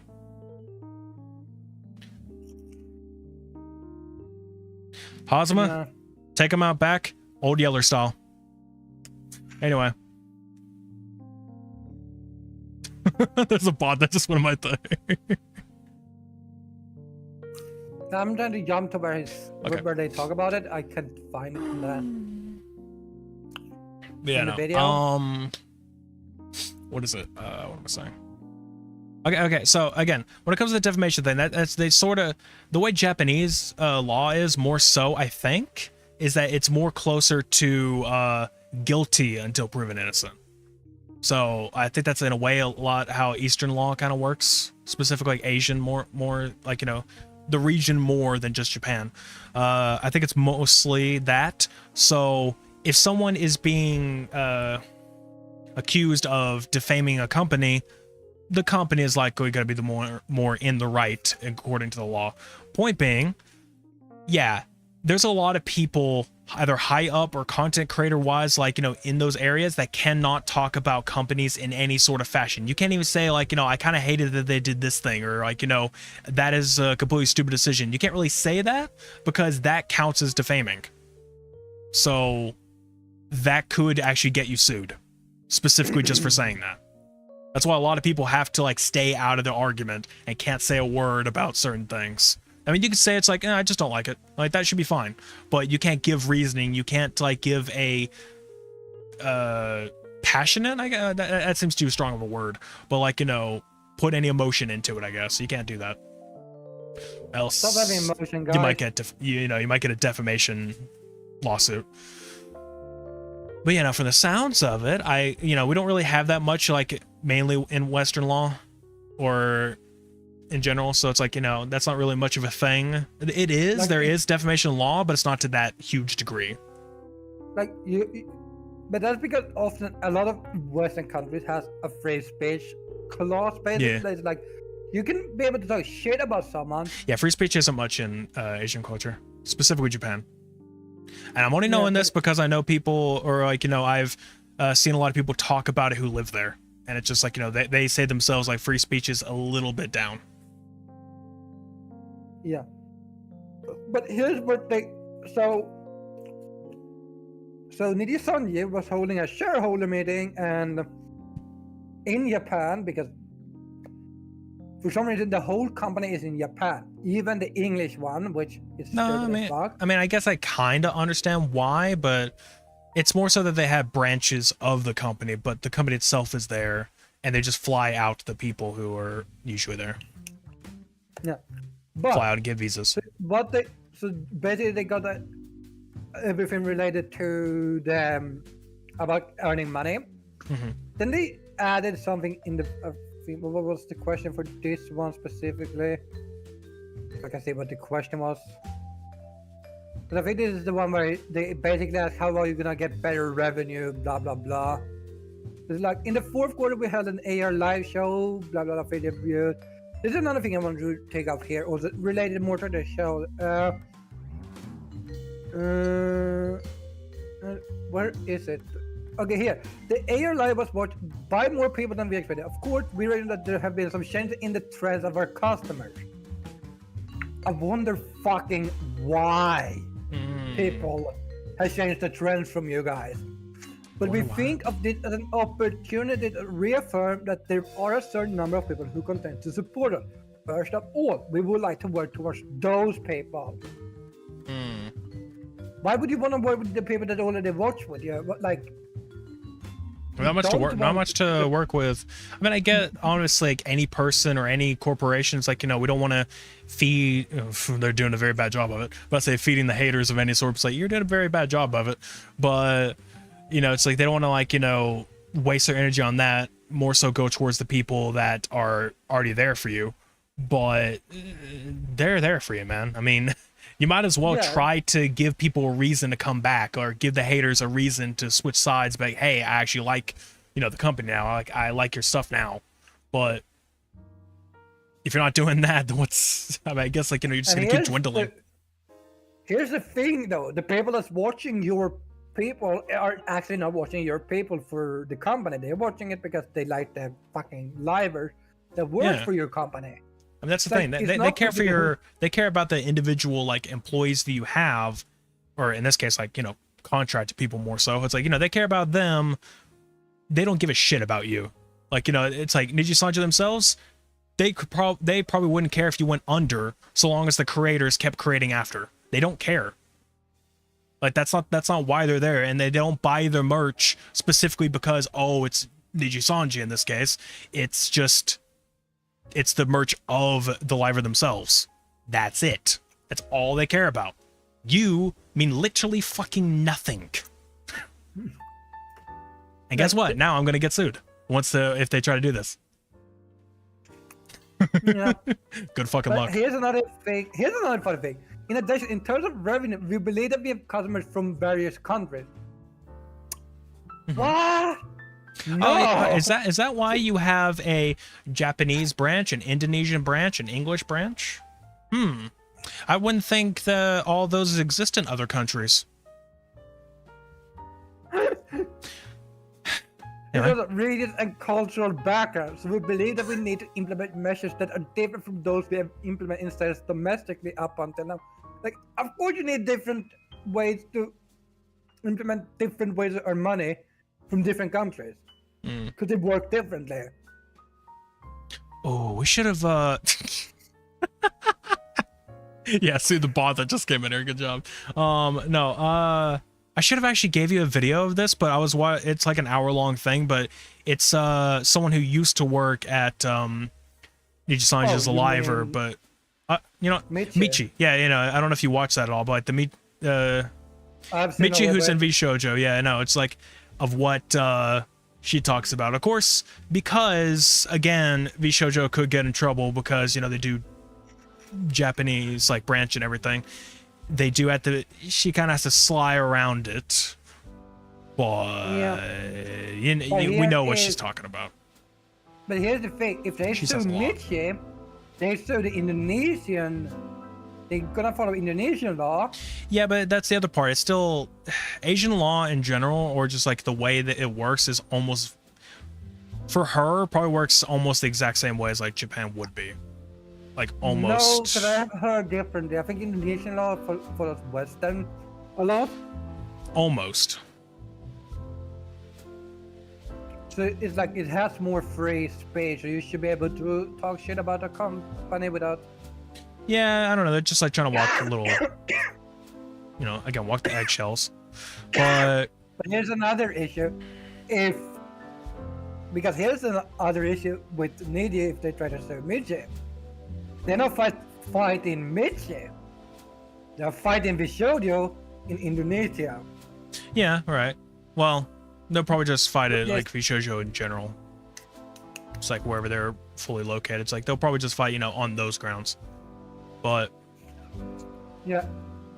But the thing though, the thing really when it comes down to it is, like she even mentioned during it, it's like, you know, at least contract wise, any Asian contract is almost the same, where it's just like, you know, you have to, if you don't sign the contract right then and there, basically, you know, you will probably lose that position right away. It's like, oh, you're not going to sign this? Then we're going to go find someone else. Like, that's just it. You get like a few seconds, like maybe a minute to read, like, you know, skim through the whole thing, which could be like, you know, 30 pages or some shit. And that's just that. Apparently, 𝘧𝘦𝘦𝘬𝘦 told her to get a lawyer. Yeah, no, that's a bit of that was news from her debut, but yeah, they told her to get a lawyer to, you know, preview it, to be like, hey, need to know that you have your own rights. Get yourself a lawyer. We will not hire you until you do, and you get them to read it. Like, that's just it. It's like, honestly, extremely great move. Surprised. Yeah, extremely great move, but that's the better way to do it. But again, according to her, Asian wise, it's like they don't do that. And about like what'd she say? It's like it could be a 30-page contract or something, and it's like, you know, or maybe like 15 pages, like, you know, 14 of those is just for the company saying like, you know, this is our rights, not you. But, you know, it's like, you know, this is to protect us as a company, while more or at least Western style contracts, or at least, you know, a few other things. The other things, like, it's more like, it's like, in that case, it's like, there will be, like, rights to the person signing, the signer, like, like what rights you can get. But in this case, it's like, there's maybe a paragraph or something in, like, Asian, it's like, in the Asian ones, it's like, this is what you get. Many pages can be specifically to the company's rights to protect them. Yeah, I think Mitch said that she got a contract from 𝘧𝘦𝘦𝘦𝘯. There was like 30 pages, and most of those pages was just about what she couldn't do. Pretty much, yeah. It's just like all about what she can't do, versus, yeah, some stuff. That's just how I guess that works in other countries, and I think that's dumb. And back to this, why they might sue people overseas. Yeah. Regarding the slander overseas, we will refrain from disclosing the details of the specific cases here, but we are currently working with overseas lawyers to consider countermeasures. In the future, we plan to continue to implement more effective countermeasures, just as we have done in Japan. That's how it works, though. Okay, here's the thing, though. Defamation, at least in Western culture, and especially in, like, American law, like, I don't know about anywhere else, but at least American law that I know of, when it comes to defamation specifically, it needs to be something that can, like, that needs to be directly, not indirectly, it has to be directly, hurts your revenue, like, hurts your livelihood, or hurts, way of life, or ways to earn money. It's like, that's the only way it can be a defamation suit. Like, that's the only way it'll go through. It's like, it has to be that directly. Anything indirectly, anything that gets, like, a whole spiral effect, doesn't work. Can't happen. It's like, so the whole thing of, oh, hey, this person, or this, like, a popular person basically called my company a piece of shit and, like, said a bunch of stuff about it. Like, that doesn't work here. It might work in Japan. It does not work here. And I don't know about other Western countries, but it's just, like, possibly close. It's no, it's not gonna work like that. And if you're gonna work with countries overseas, or with lawyers overseas, they'll probably tell you the same thing. It's like, it's gonna be a lot harder for you to do that. I watched a guy called Legal Mindset. He does a lot of VTubers, but he also said that, like, when it comes to use, like, there is scummy lawyers, which makes sense. Yeah, always. That would actually do this. We have a lot of those in hell. Here's another issue. When it comes to 𝘧𝘦𝘦𝘦𝘯 suing people, if you're an indie creator, that's gonna scare you. Probably a little bit. That's the thing, though. It's like, a lot of times, I don't know if it's necessarily a legal thing to do. It's kind of the same thing, or at least, okay, I'm going to go off American law again. It's like, it's almost like, in a way, when it comes to, like, cops and everything, like, they're allowed to lie to you. They're allowed to do, like, a scare tactic. They just can't act on that scare tactic, but they can, to the point to where it'll, like, get you scared enough to do it. So in this case, I think lawyers kind of can. It's a bit of an ethics issue, but it can happen, where they can say they'll do all this shit to you, like, all this shit will happen to you, but they cannot act on it. They'll just say they can do it. So that could happen. They could basically tell you that you can be sued, you can get, like, for hundreds of thousands of dollars or something, but never will it go to court. It's just that they will say that to you to get you scared, to get you to stop. Yeah. And also, like, they're gonna say, hey, if you don't pay us this settlement, we're suing you.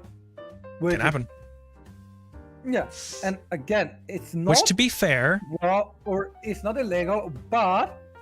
Well, okay, here's the thing, though. It's... Yes, they could do that, and they'll probably try to, throw in the books as, like, a donation or something to, like, make it even more scummy. But at the same time, you could technically countersue that and just be like, no, they did this, and then I figured out, oh, they absolutely could not have done this before. It's like, no, you can countersue in that case. And just be like, nope, I need my money back. And also legal fees for this whole countersue. Which most of the time they don't want to do, because that's the other scare tactic. Is like, yes, you could take it to court, but you will lose in legal fees. And you'll just ask, like, you'll go back through a settlement and just be like, you'll lose your battle, as in, the people themselves, because they can't afford going against a huge company. It's the same thing for fucking Nintendo. No one can face them because they can't afford it. No, but what I've understood with a lot of people, or what I understood is, you need to sign often when you do a settlement, you need to sign shit. And often when you sign that shit, they're so smart, they put basically like, hey, you cannot sue us for anything. See, that's the other thing too. It's like that's another problem. Specifically back to like what Michi was talking about, like, you have to, you don't get to show it to a lawyer, you don't get to do all that. You have to sit right there in that room and you have to write it all, have to sign it within a few minutes or something. It's probably almost the same thing specifically to that, to where it's like you can't get anyone with legal knowledge to read through it and understand what's going on. It's just you have to sign it. And of course, when you do, you probably agreed to a shit ton of clauses to where anything that is illegal is no longer illegal because you signed away your rights for it to be. It's like, you signed it away. So anything that's like, oh, you're not allowed to do that, technically you signed a contract saying that they are allowed to do that to you. So that's your problem now. It's like there's nothing that can be done, 'cause it's like, well, you said they're allowed to do it to you. Legally, that's binding. That if like, we'll say, I don't know, huge hours of crunch, you sign a contract saying, hey, we're allowed to give you any hours that we want. You can't really do anything about that because it's already been done. There might be loopholes that can be found, but in some cases, it's like there's literally nothing you can do. You signed away all of your rights to it. So yeah.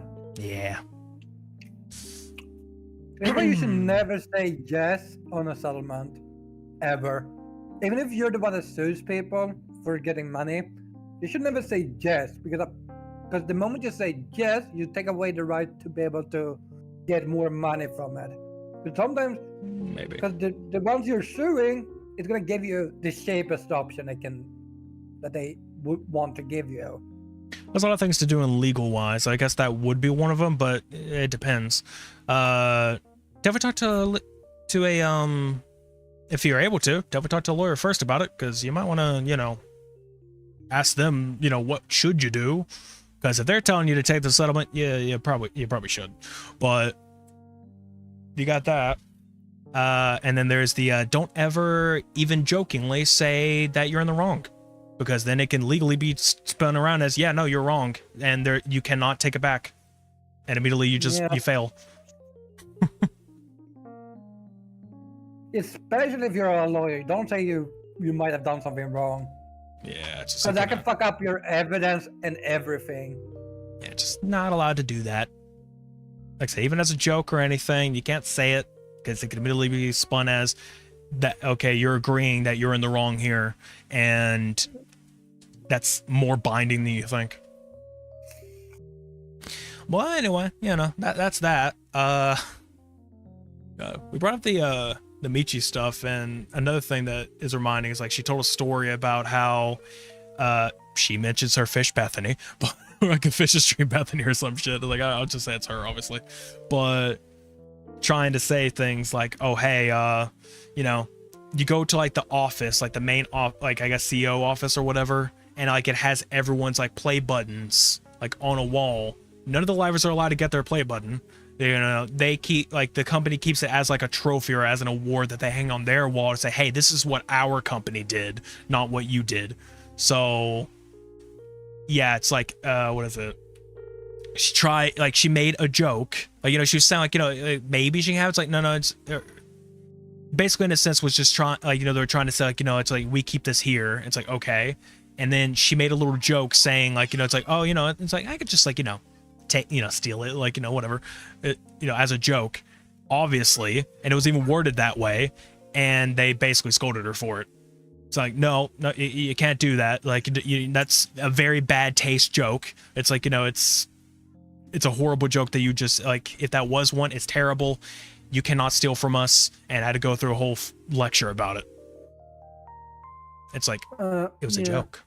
And even worse is that apparently afterwards she even believed, saying like, okay, maybe it was a bad joke. It's like, no, it was a pretty good, it was fine. Like, that would have been normal in any other company. They're just assholes. So don't worry about it. it could also be cultural differences because again, the guy I'm talking about with legal mindset, he talked about this like he had worked in Korea before. So it's like some stuff that gets translated because if she spoke Japanese with them, the joke might not be received the same way as it would be in English. I mean, I feel like tone of voice should have been enough. Like, I mean, honestly, at any point, it's like you can tell when someone's joking versus when they're being serious. There's always a tone of voice to it. Like, or a tone of voice, body language, anything. But the problem is, I think that's even harder specifically in foreign languages. It's like there's a lot of situations where it's just like nothing could be translated as a joke. Everything is serious no matter what the hell you say. Like, you speak with intent on almost everything. It's hard enough to do it otherwise. Or there's specific ways, and maybe someone who speaks, you know, Japanese as a another language, not their first language, might be hard to pick up those other ways. Understand which way you're supposed to say it. But still, he's dumb. I don't know. We're gonna be trashing that company for months to come, so, you know, come back next month for even more trash in that company, because we know they're going to be back. We know. You know it. I know it. Your mother knows it. I have another thing here when it comes to they asked about graduation, apparently, which is interesting. Which I think we should talk about also. Because this is funny as fuck. When we received talk about VTuber graduating, we sincerely face the VTuber and discuss the matter further until the end. We think it is unfortunate that a VTuber has to graduate when talent is still being utilized as a VTuber. But ultimately, we respect, I'm gonna put emphasis, respect the VTuber's wishes as much as possible when sending them off. That's so. Is that why anything they've ever earned, anything that they may have bought using 𝘧𝘦𝘬𝘦 money, that you just take it all? Sure. I still find that so stupid. And here's another fun thing. We will refrain from going into the details about the design of the center, but we would like to actively work on various aspects, including establishing a support system to ensure that each video can continue their activity with 𝘧𝘦𝘬𝘦 in the medium to long term. Do you think that should have, you know, been there at the start? Maybe? Because I don't think, you know, it's like if you're working on adding a support system, like, shouldn't that? You guys have been around for years. You think you should probably have had that already? Like day one? Can we go back to this about, because I think this part and the second about 𝘧𝘦𝘬𝘦 talked about this too. Oh no, I just remembered it was her manager's office. My bad. But yeah, anyway, go ahead. I think 𝘧𝘦𝘬𝘦 talked about what you mentioned earlier about they needed to return their items. Apparently, 𝘧𝘦𝘬𝘦 had called them about when she had graduated about returning 𝘧𝘦𝘬𝘦's stuff, because you know they own the stuff. Yeah. They never told her anything. Which is like, okay, so she apparently went all the way to Japan to return the stuff. I don't think it ever went through. So it's like, you useless company. I mean, allegedly you. Allegedly, yeah. I just used the word allegedly, and we never have to worry about it. 𝘧𝘦𝘬𝘦 is allegedly a terrible company. Yeah. Couldn't be more wrong or right. Yeah. It's allegedly. I'm just allegedly defaming them. Guys, this reminds me of I think it's, oh man, what is it? There's a lot of stuff. Okay, a good example would be like in like the show Lucifer, like, you know, there's a I'll just say this, there is a character that basically switches sides from, like, you know, being like, you know, they defend people to prosecuting people. Again, no other spoilers other than that, but let me just say this, one of the things like they say constantly in the thing, it's like, oh, when I did this for this person, and then they just turn around to the person, allegedly. It's like, yeah, that works. That makes you perfectly okay in the law. It's like you just admitted a crime, but then you said allegedly. It's, oh, it's good now. It's like, okay, just allegedly. Also, talking about the system here, so they ask also regarding the improvement of support for existing VTubers, the disparity in treatment between VTubers in measures such as event goods and promotion balance. Rico, which for people that doesn't know, is 𝘧𝘦𝘦𝘦𝘯 chairman, like CEO. I believe that our mission as a company is to create content that allows each individual to thrive,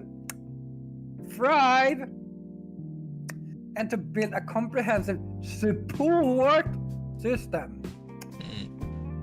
There is no superiority or inferiority in the support system for each VTuber, and we provide equal opportunities for each one. We would like to do our best to enrich each VTuber, regardless of whether they are an existing VTuber or a new VTuber, and to build a support system for them. In addition, the promotion system for debuts are expanded along with the growth of our company. We plan to continue expanding this promotional system. Better, they talk about how they want to promote better. Point is, like they're trying to make it sound like, oh, hey, we're gonna do all these things, like, you know, in favor of helping out, you know, the livers and such. Just like, no, they're not. No, so it's gonna be very we bullshit. talked about like a few months ago when this shit started. The person we started talking about, that was the reason we have been talking about it for 6 months now. They had to pay for their own shit. Yeah, and everyone does over there. Yeah, like, and equal, like, there was no equal opportunity, because I think even Mitchell says that if the big ones was the ones that got help. If you didn't do well enough, they didn't give a fuck about you. I mean, in a way, also, what is it?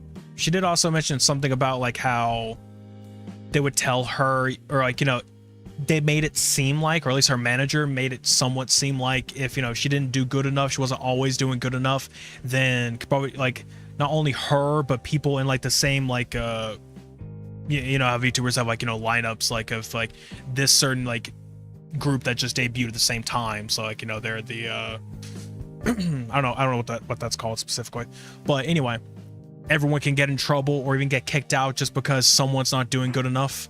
And it's just like, that's what it seemed like they were saying, but she had no idea if that was true or not, or she just thought that and was overexerting like hell. Probably true. Who knows? It is Niji. I swear to God, like, I'm just jumping through to see if there's anything more we're gonna talk. And every question is just like, hey, this is important, we need, because this is all we've been talking about. So, question 7, regarding health management of VTuber employees. What kind of measures, blah, blah, blah, you know, like what are you gonna do and shit. Regular answer, each VTuber manager communicate closely with the VTuber on a daily basis to ensure that they receive adequate care in terms of both physical and psychological well-being. What are we still talking about they are a terrible company? Guys, psychological well-being, remember that. I'm gonna be honest, these like interviews and stuff with like companies like this, can we please just have it mandated that they have to wear a polygraph the entire time?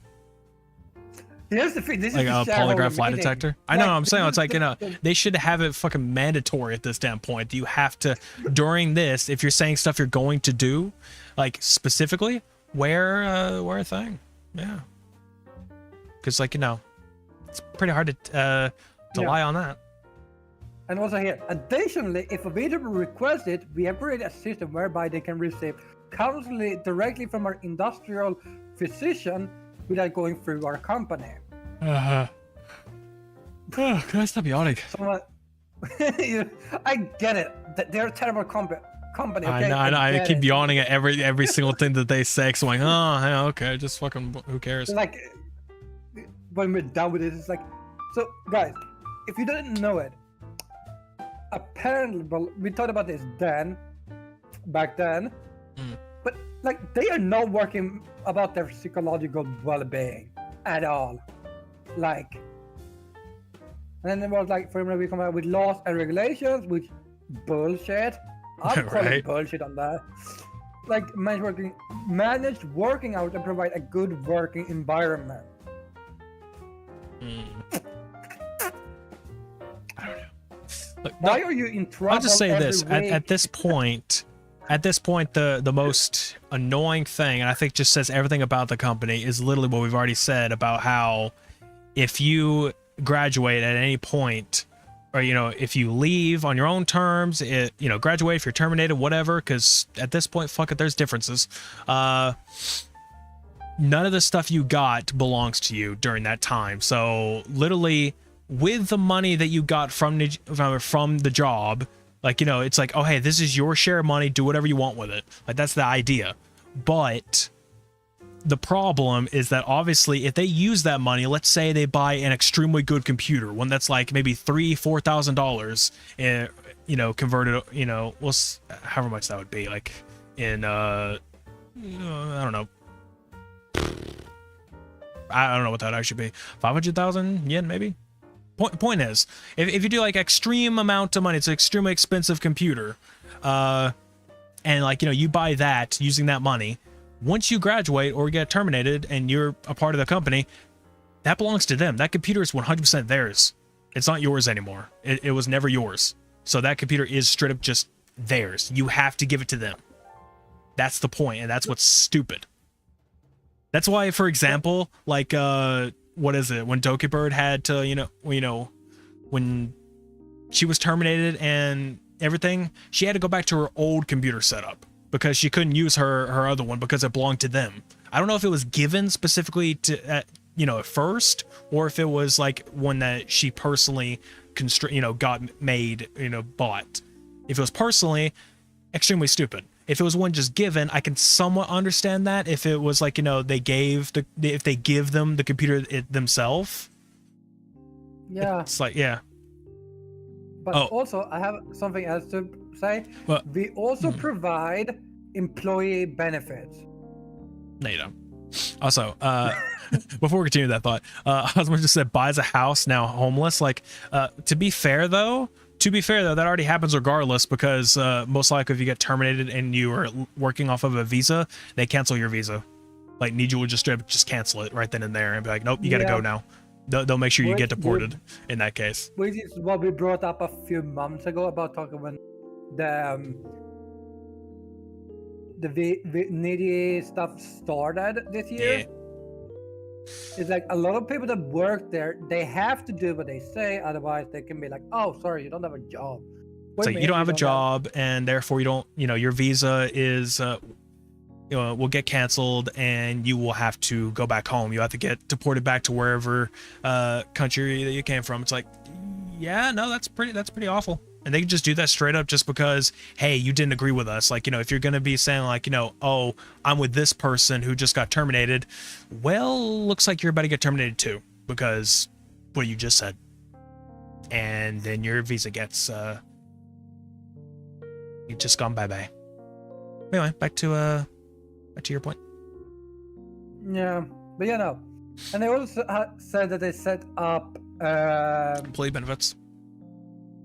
No, not employee, but what was it exactly? Oh, let me unpack. Because we have set up appropriate consultation desk. Now, let's mention it. Set up. Does that mean they never was to begin with? Yeah, like. Yeah. See, honestly, this whole thing just sounds like a reaction, not necessarily because like they think this is a good idea or whatever else. It's more of a reaction of what's happened more recently, of all these events that's happened in the last few months, and now they're like, oh, we should probably implement these things just because that happened. If it never did happen, they never would have done it. And you could probably make the thing of, like, oh, then why would they need to do it if none of that stuff happens? Like, every company to ever exist should probably have these things. It's like it's not about there needs to be something wrong in order to make it right. You just do it. So consultation desk, sure. Except one problem, I can see where that's going. Oh, we have a consultation desk. Leave your note here in the complaint box. Gets thrown away. Yeah, gets thrown away at the end of the shift or at the end of the night. It's like, oh yeah, we'll set it up to corporate. Don't worry. Yeah. 2 months later. Hey, did you ever get that note? What note? Now, remember what we talked about earlier, why we have our Twitter? Regarding the slandering countermeasures team in a response made by the Ministry of Justice on September 12, 2023. 2023! That's last year, guys. That was a whole year ago. Greystone elimination system, whole year, man. which I don't know. It was pointed out that those who are not lawyers or law to perform legal work for the purpose of receiving remuneration. I don't know. Maybe considered as practicing law without permission. What measure does your company take? Are they admitting to not having actual lawyers on their team? That I don't know. That or basically they're trying to say that anyone who does do that, there's gonna be a problem. I don't know. Maybe I don't know. Pointed out that those who are not lawyers or law firms who perform legal work for the purpose of receiving remuneration, we assume it's like a way to get get into a law school or something. But it's also maybe because it's practicing law without permission. Did they just admit that they might be using non-lawyers for lawyer work? Good. I think that is illegal in any country. And he says, I would like to refrain from commenting on whether the accused of this line countermeasures team fall under this category. We would like to continue to take appropriate measures against slander in the future. You've had a slander issue since last year, guys. This didn't even start apparently in 2024. This started last year. Maybe the issue is your company. It's like if you're having basically if you're having a slandering issue, like so much people are slandering your company, maybe it's not maybe it's not because of them. It's not their fault. Maybe you should look a little bit inwards and realize, maybe we're the issue. Nah, we got a lot of money. We just sue them and it doesn't matter anymore. Everybody will love us. We're such amazing people and employ so many great people that we totally care about. They're not just our money-making machines. So guys, by the way, work a little bit faster. Hey, work faster. So again, we love our people. Hey, I told you to work faster. So we love the people that work. Yeah, we love the people that work here. What the fuck are you doing up? Why aren't you at your desk? I need a drink. It's like, fuck that, man. Get back to your damn desk. That's by the way, that's more likely American work culture. Because honestly, that shit happens all the time. Yeah. But yeah, it's just Amazon. Just like, oh, you need to go to the bathroom? The fuck's wrong with you? It's like no. You will. You want human rights working at Amazon? Right. God, it reminds me of the fucking place I worked at. They got pissed if you went to the bathroom. Their excuse was like, oh, you didn't tell anybody. It's like you didn't tell anyone that you went. Like I know people would get in trouble for it, and the people's excuse would just be like, or the I guess the boss's excuses would just be like some along the lines of like, you didn't tell anyone that you were going or that you'd be gone for that long. It's like, yeah, they did. They kind of did. It's always their excuse. Yeah. The problem is like, if it goes over your normal break time, so it's like, there's like a 15-minute break time, for example. It's like if you go over that it's like, where the hell were you? What's wrong with you? How dare you not tell anyone you were going to be out this long? It's like, you could probably tell someone beforehand, be like, hey, I'm probably going to be like, I might have to be gone just a little over the break. It's like, it's whatever. Can't help it. Fucking human body bullshit. It's like, no. Okay. So apparently they also had a cyber issue. Good thing I don't have Nico is down due to a cyber attack. And then they asked about it, and the guy's still making revenue from channel management. And he says, I would refrain from answering questions about specific circumstances, which isn't that the whole point about being at the shareholder meeting? Like, like, is that your job? Like, yeah, this is what we're doing. This is how much we're earning. Our response to cyber is, of course, introduce security and antivirus software, but in the unlikely event that such an attack does occur, we want the company to take measures to minimize the damage and to take measures to prevent such incidents from happening. So first of all, you're at a shareholder meeting. You don't want to talk about how much you've earned. Yeah. What the fuck? So you say we have earned money, yes, but we can't tell you how much. It's like it's a shareholder meeting. We're supposed to be telling you about our our last month's rates and shit. Nah, sorry, we can't give you the specifics on that. Let's just say that we earned we earned over quota. More than $5. It's just like, hey guys, we made over our projected values. Congrats. Okay, what was our projected values? So it's like, I can't really tell you that. Okay, what is how much do we make though? Sorry, can't tell you that. As a shareholder, I appreciate that you plan to return 30 billion yen to shareholders in the medium term. What? Wow. Why do they need to give 30 billion yen to the shareholders? That sounds a little bit weird overall. And doesn't you get money if passively by just being a shareholder? You think? Like, so if you get like, and about I mean, to be fair though, I guess it's like, you know, if you own enough shares, you're kind of owed. So the buyback of 7.5 billion yen of your own shares this year. What's your intention in complaining this so quickly? Okay, so as a Riku Tadano, have they changed the name of him?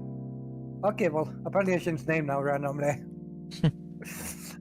I think this is just Google's translation issue because he's translated from a Japanese guy. As a leader in the VTuber industry, we are thinking of investing in the VTuber business first. What? Didn't we talk about this like 5 minutes ago that you did not fucking spend money on your VTubers?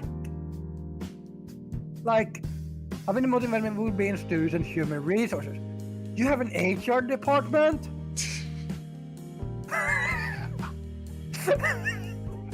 No. Guys, I promise this is an actual thing.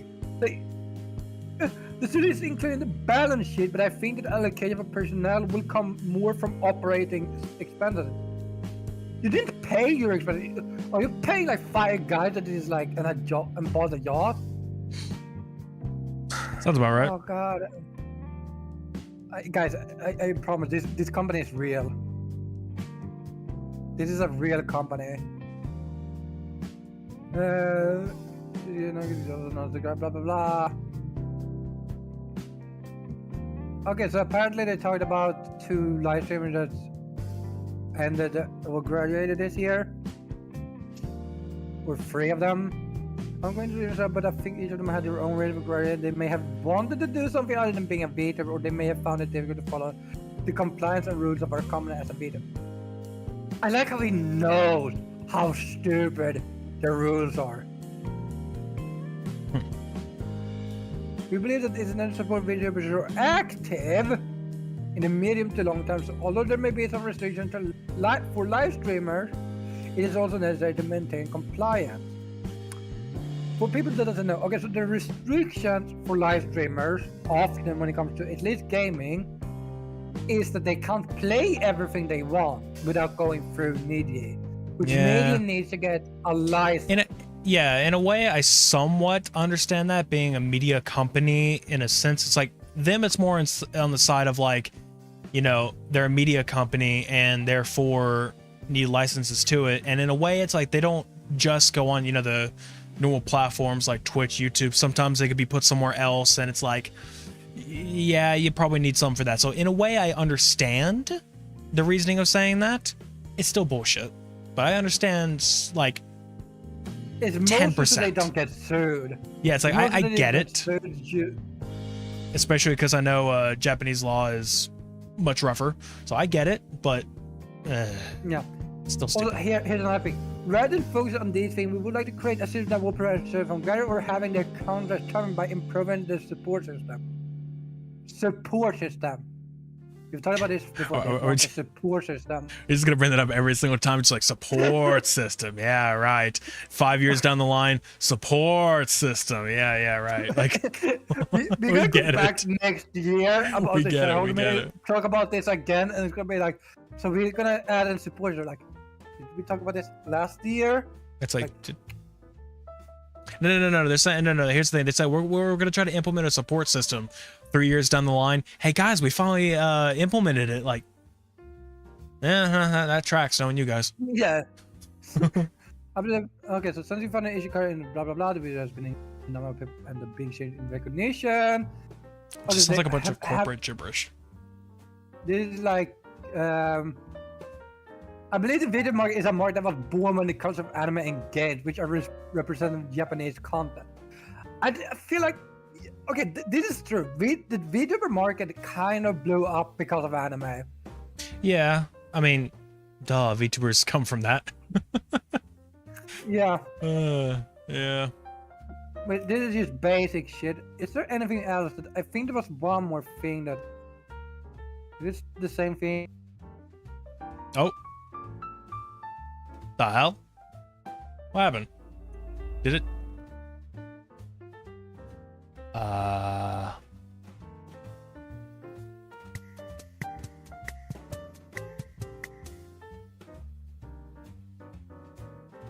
What happened? Who ended the stage? Did you end the stage? No. The stage just straight up ended. What the hell? Yeah, I know that. I was like mid-talk about. What the fuck happened, guys? We stayed. Wait. Okay, so add your title again. Yeah. Okay. So just to let everybody know, hold on a second. Let me start stage. I'm not gonna add people this time. Let me Control V. Let me get that one. Start stage. Okay, stage is back on. Okay, so just to let everybody know what happened is for the podcast we use the Discord stages. The reason like in my server, and the only reason being is so specifically people who want to just listen, or I mean they can still watch because we have our cameras on in the Discord. It's basically just to make it to where they can get like no latency. There it is, and also they get the bonus deals of they get to hear us before stream and after stream. So okay, but anyway, it for some reason crashed. Yeah, but guys, we are now getting into AI again. About compatibility with AI, I think these are clearly oriented. So they also emphasize humanity, but AI has been getting a lot of attention recently. There was talk of new hiring and capital investment. But I would like to know what proposal of what will be AI and how you will interact with it. That's the question. So Rico we have not decided on an invest policy for the AI genre. A fucking win. That's a fucking win. The only one they'll ever get. The only one they'll ever get. They made a win. Oh my god, Niji actually has a W? Holy shit. Or a specific amount to invest, so we cannot. Wait, hold on. I have to go check on Hell real quick. It must have frozen over. Holy shit. Oh, hold on. Okay, it's somehow not frozen over. What the hell? To improve creativity and make it more efficient. However, it also carries legal and reputational risks. That's so we're going to decide internally and consider it carefully. Yeah, no, that makes sense. Here's the thing. I think AI in Japan would actually be worse than it is in the United States. Probably, because there's a lot of anime to leech off of. Yeah, and here's the thing. They have a different copyright system than we do in the West. Which here is, you can't use anything that is Japan. So like, if you know Salt, he has watched like Dragon Ball Z shit. that definitely have been claimed like 200 times. Mm-hmm. So if anyone, just as a decently good example, if anyone knows, obviously, Dragon Ball Z Abridged, made by Team 4-Star, let's just say over the many years that they were making the show, or making the parody, I should say, Toei, the people who made, the studio behind DBZ, claim them so much, strike their channel a ton, took down videos constantly, even like years after they were uploaded. It's like, yeah, no, it's so messy dealing with anything of that sort. Plus, I know the feeling because I've had situations where either I'm reacting to something or I have something music related and it just like it pops up in my copyright and it instantly blocks the video. I haven't gotten a strike for it yet. I've just gotten blocks. And for example, I still have yet to re-upload it. I have a SAO abridged, like the episode 17. Like I had that uploaded on my channel as the reaction, and I have been constantly changing things, and every single time I change something else gets copyright. It's like, oh hey, blocked immediately. So I blurred something. I changed the audio a little bit to where the music is no longer in it. I can do that. Different stuff like that. And it'd be like, okay, a few weeks later, months later, all's good. Next day, boom, blocked again because it just found something else. Like, Japanese copyright law sucks. Yeah. Okay, so apparently they talk about some YouTuber agency that was doing well when YouTube was booming, and about the transitional period beginning it went into the red and stock pairs of become as the beta version of I don't know which company that is. What are your thoughts on how to avoid going down the same path? VTuber agencies are a little different from YouTuber agencies, which, yeah, because VTuber agencies can both be on YouTube and Twitch. There's that, but then there's a little bit bigger. Yeah. There's a lot of stuff with Well, it. YouTuber agencies tend to focus on management, while VTuber agencies tend to provide full support for content production. I feel like that's maybe one company, maybe two. To be fair, I don't know much when it comes to like HoloLive or anything. It's like I don't really know how bad their shit is because like we don't really hear too much. So it's like I don't know. It may not be as terrible. I mean, HoloLive did just the fucking promotion with NBA, so. And MLB. Oh yeah, I meant MLB. Who was NBA? Niji, I think. Wasn't? I think so. Yeah. It's like Holo went for baseball, and I think Niji went for basketball. That's a thing I think we forgot to talk about how terrible. Or did we talk about it last month? But we did talk about at least the baseball ones, talking about how whenever Gura sung that. It went from like losing team immediately won because after that. So we talked about at least that part. Of course, the channel will still have the regular live stream connected, but the main focus is on content production across the agency.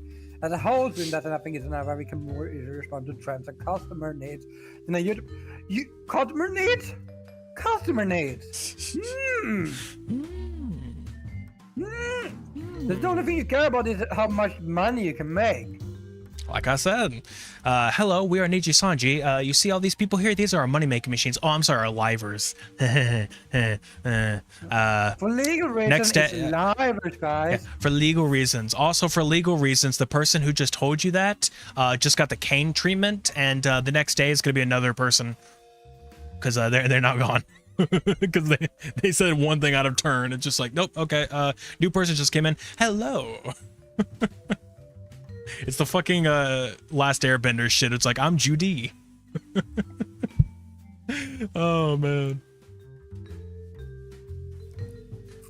Goddamn. Okay, I would like you to blah, blah, blah. Is this just about shareholders? I gotta get a drink. But the difference is very fellow by share. More than 60% of any kind of fans are women. What? How the fuck do they... What is this 60%? Wait. What is this 60% of any college fans are women? What? How the fuck did they figure that out? Of their fans, or what do you mean? Of any college fans or women.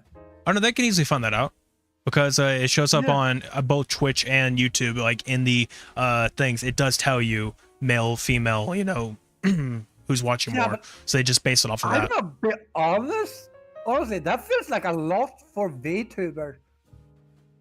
Well, okay, to be fair, you have like a lot of people who are probably wholesome, and then you have the, you know, a lot of the male ones that, of course, you're gonna have them being, you know, swooning.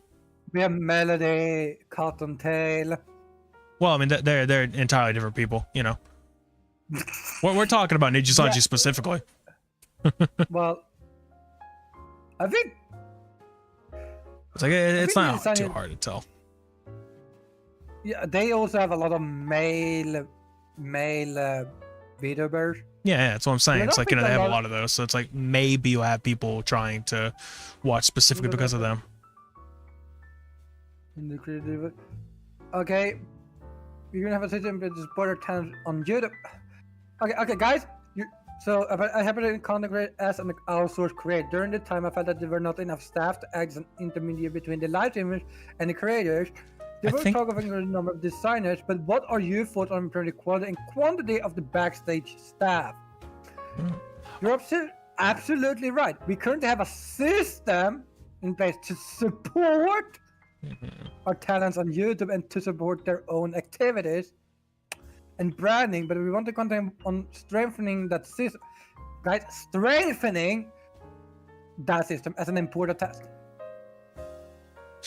I think at this point, like, I don't think there's any point in reading ahead, because I think we all know at this point, most of this shit that they're saying is either a lie or at the very least something that's going to take a very long time to implement. That they'll take their time with it. Are they gonna live? Oh, here comes the best question. Regarding revenues, what is the reason for the decline in live streaming revenues? I wonder what could that be? Huh? Interesting.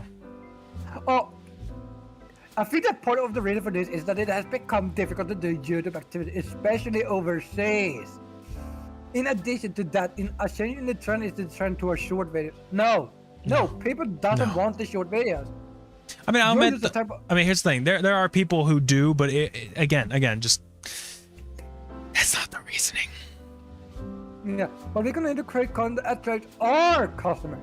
See, they are at this point like, okay, we don't give a fuck about outsourcing our stuff. We don't want people to. We want to focus on the people that are actually still watching us. Yeah, and again, we don't give a fuck about the people that doesn't watch us. They're all then just like, oh, hey, it's like, why do they get less money? Why are they getting less viewers and all that? It's like, it's probably just because, you know, YouTube's hard and it's people overseas and stuff like that. Like, yeah. You mean the fact that you're doing some pretty stupid ass fucking shit and everyone's actually noticing it? So they're like, oh, okay, well, maybe we should, you know, stop watching these people, stop supporting because, yeah. And in some cases, it sucks because, yeah, you're not supporting specific of those creators that are probably, you know, there's probably some people there that are some really cool people, but the money then gets siphoned right back up to the top, and that's the problem. What do you mean? What are we going to attract our customers? The ratio of revenue sources has changed. No, it hasn't. And we recognize that membership is becoming larger. I'm going to be honest. At this point. And we recognize that membership is becoming... Wait, I'm now confused. So, it's becoming larger with membership, but you're still losing... What is logic? I'm going to be honest here. At this point in time, I honestly believe, at this point in time, that a lot of the livers that they have can... Oh, granted, it's just because of the whole visa thing, you know, they don't want to get deported, but they probably can make it on their own if they were to quit. I mean, look at all the ones I have so far. I mean, granted, some of them have joined with like actual companies and other ones have, you know, become indie. But the point is they have enough of a viewer base to where they could say, hey, I can, you know, it's just like if people can find out, oh, this VTuber now was that one who just quit. It's like, they'll probably still get a lot of that fan base moved over to be like, okay, we're gonna start watching you here now. It's like they could probably do it. They could probably do it because they have enough people who would actually support. And guess what? Because you're indie, you don't have to pay as much. You don't have to pay as much royalties to the actual company. A lot more of the money goes to you. So, there you go. I will when I get a drink, Coda. Oh my god. Coda, go to bed. Sweet, you can't talk to Coda like that. Only I can. Coda, go to bed. No, I'm good. Unless you're at work, in which case, fall asleep at the desk. I mean, Coda follows me on Twitter, okay? And? That's a terrible idea, Coda. Why? Why do you follow Sweet on Twitter? Well, yeah, I got shadow banned on Twitter. That's another reason. Yeah, I wonder why. Look at the shit you fucking retweet constantly. Regarding future overseas expansion, needs an EN hosts various events. No shit. Yeah. But in terms of expansion in Asia, it seems that Korea and Indonesia have essentially stopped. I would like to hear about future expansion support for Korea and Indonesia. We are expanding overseas through bilingual VTubers. Yeah, the VTuber is bilingual, you're not. Well, let's be honest though. I mean, with Japanese VTubers using non-verbal content such as music performance. Non-verbal content such as music performance. Non-verbal music. Non-verbal content such as music content. It's like, are you trying to say that your covers are non-verbal, so when they're singing, that's not very verbal? I mean, I can understand if you mean like an instrumental version. It's like, okay, that's non-verbal, sure. But a lot of your livers are, you know, they're singers, they sing. I mean, sure, some of them actually are part of the instrument work too, but most of the time it's because they're singing. That's verbal. Jesus. We use a non-verbal content such as, but first of all, is it the point of doing a VTuber thing to be verbal overall? I don't know. I'm just okay. At this point, I'm just so this one I'm just confused about. Also, if you're still here, come up. If you want to be talking about, we're talking about VTuber. A certain VTuber company that's very good for your health. But is it though? It's very good for your health. Okay, is this the? I think this is the last question. Is this question? Oh, well, apparently, blah blah blah. I don't think this one. Also, I'm going to put my caption up so you know what I'm saying. Yeah. But yeah, guys. I'm going to know what I'm saying. Okay, yeah, of course I am. What we have learned today is you should definitely work for 𝘧𝘦𝘦𝘬𝘦. It's very good for you. You can't even say that with a straight face. My face is very straight. Like, you should definitely not choose any other company than 𝘧𝘦𝘦𝘬𝘦. Guys, don't. They are so amazing, and I would never defame them for anything in my whole life. Sweet, is that a barrel coming into frame? Barrel? Yeah, well, I can't say the word because it's Twitch. You know. It's not a weapon against the Guys, yeah. Guys, definitely follow it. 𝘧𝘦𝘦𝘬𝘦 is good. 𝘧𝘦𝘦𝘦 is good, I promise. Was that everything, boss? Yes? Okay, yes, good. Yes. My family okay now? Okay. All right, terrible jokes. Anyway, welcome to the dark section that we barely ever visit. Oh, we went into the Badlands. Okay, I mean, we already get used to it by maybe at this point. At this point, probably. What is it, though? I would defame you for less than $50. Yeah. I was gonna say something. I forgot what it was. But yeah, we have one more thing to talk about, but we're also near the end, which is. I mean, we can probably get this done pretty quickly. Yeah, we have one major topic we can talk about. Yeah, we just go for that. Actually, two things, because I can announce the other one when we're doing plugs. I do the side one when we're doing plugs. I need to find the Trello page. Yep. Okay. So yeah, I wasn't thinking about going through so much, but yeah, again, 𝘧𝘦𝘦𝘬𝘦. I mean, you're the one who wanted to read off every single question that they said instead of finding the good one. I was like, okay, I'm gonna take the more like major one. And it was like, everything here is like, we are trying to improve. Wink. Wink, wink. And I'm like, nudge, nudge. in like 5 years. Okay, apparently nudge, nudge corrects to net spend. Good job, captions. Okay. Okay, at least you show that on screen so Twitch doesn't get the wrong idea. Okay. Okay, so, God damn it. Yesterday, July 31st. Yeah. Yesterday, July 31st, Bungie, the developers of Destiny, decided to lay off 220 employees, which, according to them, is apparently 17% of their studio's workforce. Yeah. 17? Yeah, according to this, yes, 17%. According to like their blog post. Let's see. Yeah. There was something, one of the specific things you can talk about what we think is shit, but there was one thing we want to mention that I sent to you. Oh yeah, this. So they are eliminating spots, but I don't know if this is included in this because it says first we're deepening our integration with Sony Interactive Entertainment, going to integrate 155 of our roles, roughly 12% into SIE over the next few quarters. So is that including the 250 roles, or is that like 250 is fired, then 155 of those, then another 155 is going to Sony? Because if this is included, they're just losing people to Sony, and then about like 70 of them is fired. Something. You know they were doing that.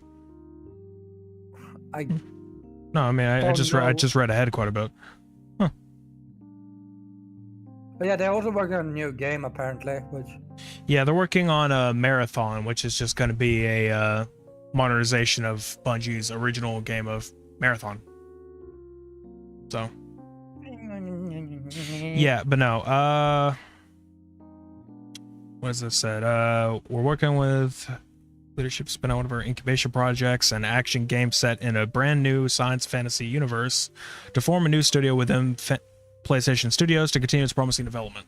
So essentially, what they're saying is like, you know, they laid off a bunch of people, and then they're going to send a bunch of their other people to be a new studio to create this other game. Bungie, why? And also the fact that, yeah, no, they're working on both Destiny and Marathon currently. At least they even admit down below, saying that additionally in 2023, our rapid expansion ran headlong into a broad economic slowdown, sharp downturn in the games industry, our quality miss with Destiny 2 Lightfall. It's like, yeah, at least you admit Lightfall sucked. Good for you. We were overly ambitious, our financial safety margins were subsequently exceeded, and we began running in the red. Guys, companies admitting they're making mistakes. Honestly, not bad. At least you admitted it. Problem, yes, you're still having a bit of an issue there. Lay off a bunch of people. Yeah. Okay, they said that they still have over 850 team members building Destiny and Marathon. So they still have 850. They laid off 220, which this year alone, they've laid off 300 people, or at least around that much.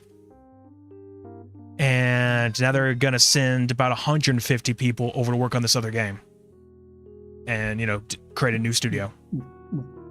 So what about joining with PlayStation was a good idea? I don't know.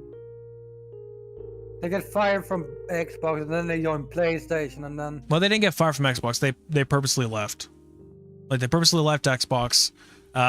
Everyone from the Halo development team literally moved to become 343. Like, there's barely any people still left over to form the new Bungie. So we really had a lot of new people in there. Let's see. Budgie? I said Bungie. Like bungee cord. Close enough. Nope. Still wrong. It's close enough. Bungie. I'll think of putting spaces between that. Fucking captions. I'm sorry. I literally popped out my captions doc and I'm reading them as I'm talking. It's just funny. Anyway, Yeah. point being though is that Hey, I got Bungie with 2 E's. woohoo! Yeah, no, we got Bungie doing. Oh, it did it. Got IE. I think it's because I spelled it out, and then it's like, oh, that's probably why. It's like, oh, that's probably how you're supposed to spell it then. Like it freaking course corrected. Good job. Anyway. Good job, Logo. You learned to spell Bungie. Yeah. AI neural net But processor. Try to say can't, and it will not be correct half of the time. Why do I want to try it? I don't know. My caption says I don't want to try it. It knows better. I think that's it threatening me saying, don't. Anyway, Don't okay. even think about it. Bunt with a C. Oh, look, at least I got that. Okay, so what I'm saying here, though, is that, yeah, no, they left from Microsoft, formed the new Bungie to create Destiny, and at the time, they partnered with Activision as their publisher, and then they realized that was a mistake, left that, and was indie, like, you know, not necessarily indie, but they were basically for a while without a publisher, and then they joined up with Sony. It's like, Maybe your problem is you suck at picking publishers. I get it, you're going for the big leagues, but it's like, you really suck at picking publishers. You should go for Team 17. Yeah, that'll work. 505 Games. That's actually what it is. Team 17, I believe, is the development studio. And 505 No, I Game think is... No, Team 17 is the ones that published Worms. Well, 505 is the one who does a lot of other stuff, too, so I don't know. It's 2 different companies. I feel like they're... Yeah, I mean, one's the publisher, and then Team 17 did some. I think Team 17 made. I don't think there was a publisher for that.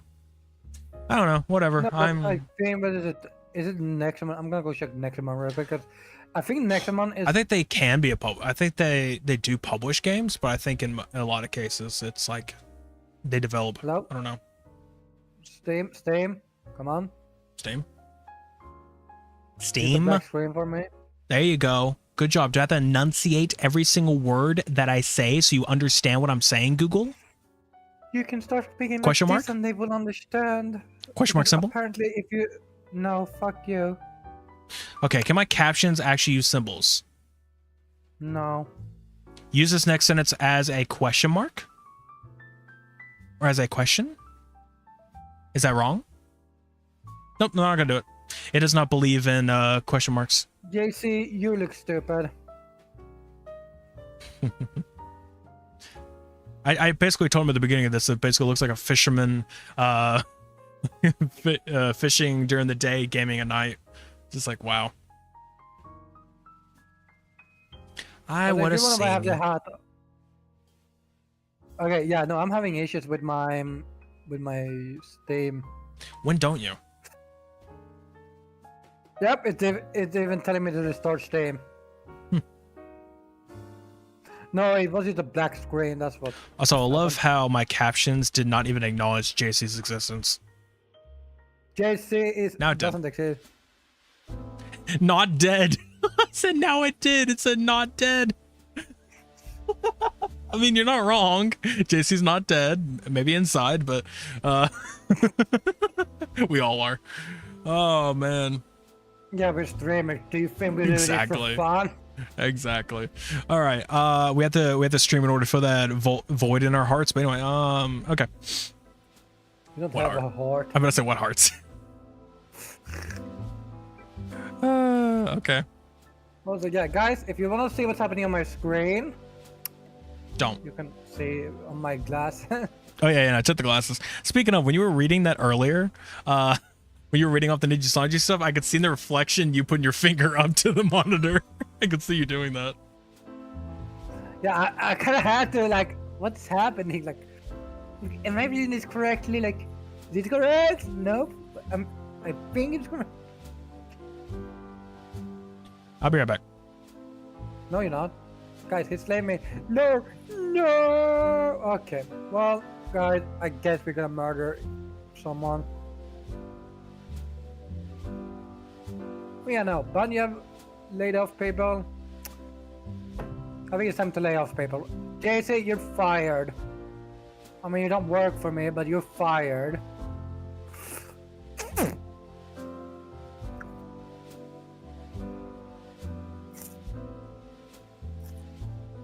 I know how stupid his model looks like when he goes AFK.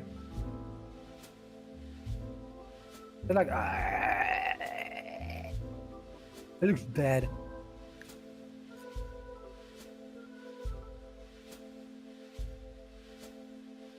Yeah, he looks like brain dead, like he's.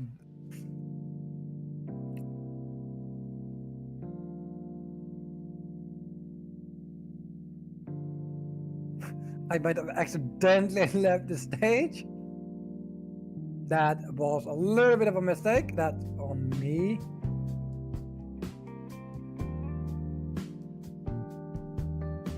Guys, we have a little bit of a... Yeah.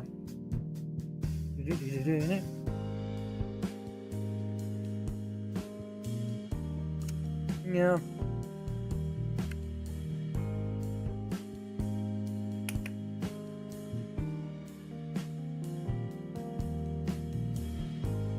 This is the second time I leave the stage. I haven't even pressed anything. Last time it disconnected completely.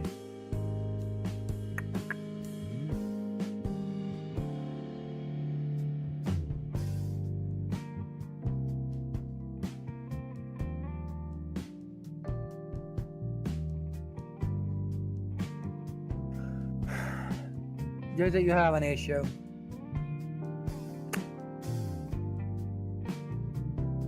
You are an issue, but that's a different point. Yeah, guys.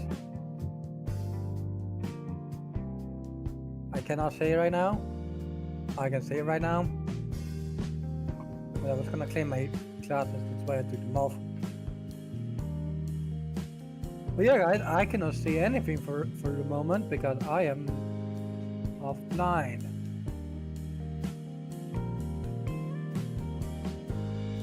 Well, I can see, but it's very bad.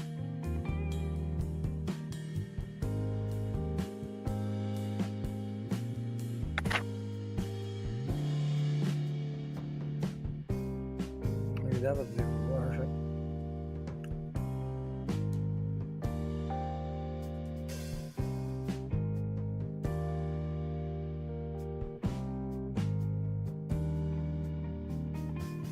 Yeah, I might need to go to. I'm gonna have to clean it a little bit more proper after this. But yeah,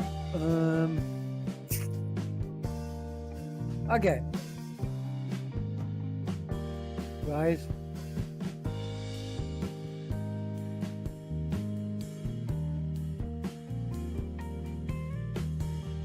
That's funny. I can hide us, and I cannot hide us. Yeah.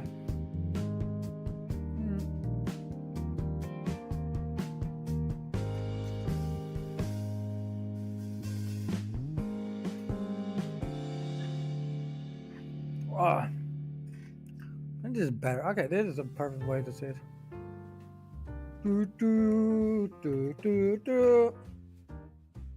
Why isn't my Steam opening?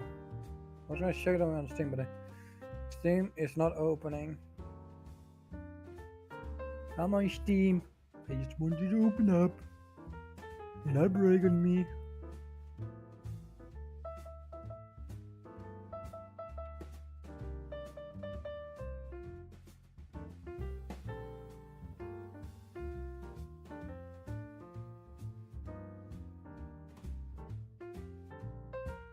Yeah.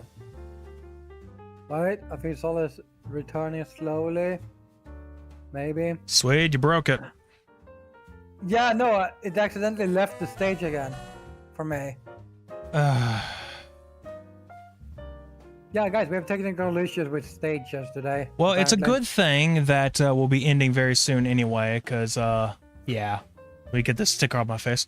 But yeah, no, it is 3 hours and 11 minutes. So yeah, no, we should probably go and end anyway, unless you had any other further things to mention or anything that you said while I was gone that need to be repeated. No, I didn't. No, I didn't. Okay. I thought about how shitty you are as a person, but you know, besides that.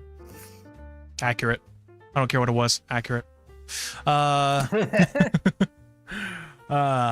Anyway, we should go ahead I and called your character dead while you were gone because it looked like you were like basically dead. yeah. Well, there's no tracking, it's just motionless, so you know, just like Yeah, it's like. I mean, really, it's just this constantly. I mean, do you really want to see this all the time? Like, but yeah. Okay. So. Oh, sorry.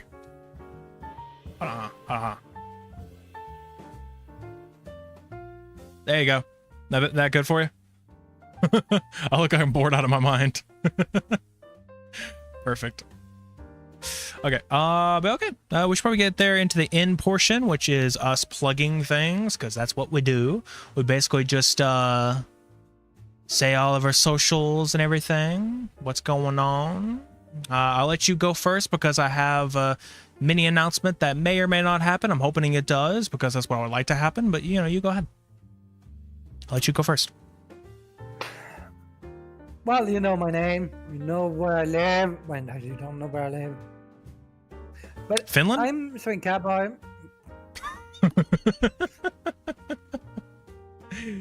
Finnish Catboy, yep.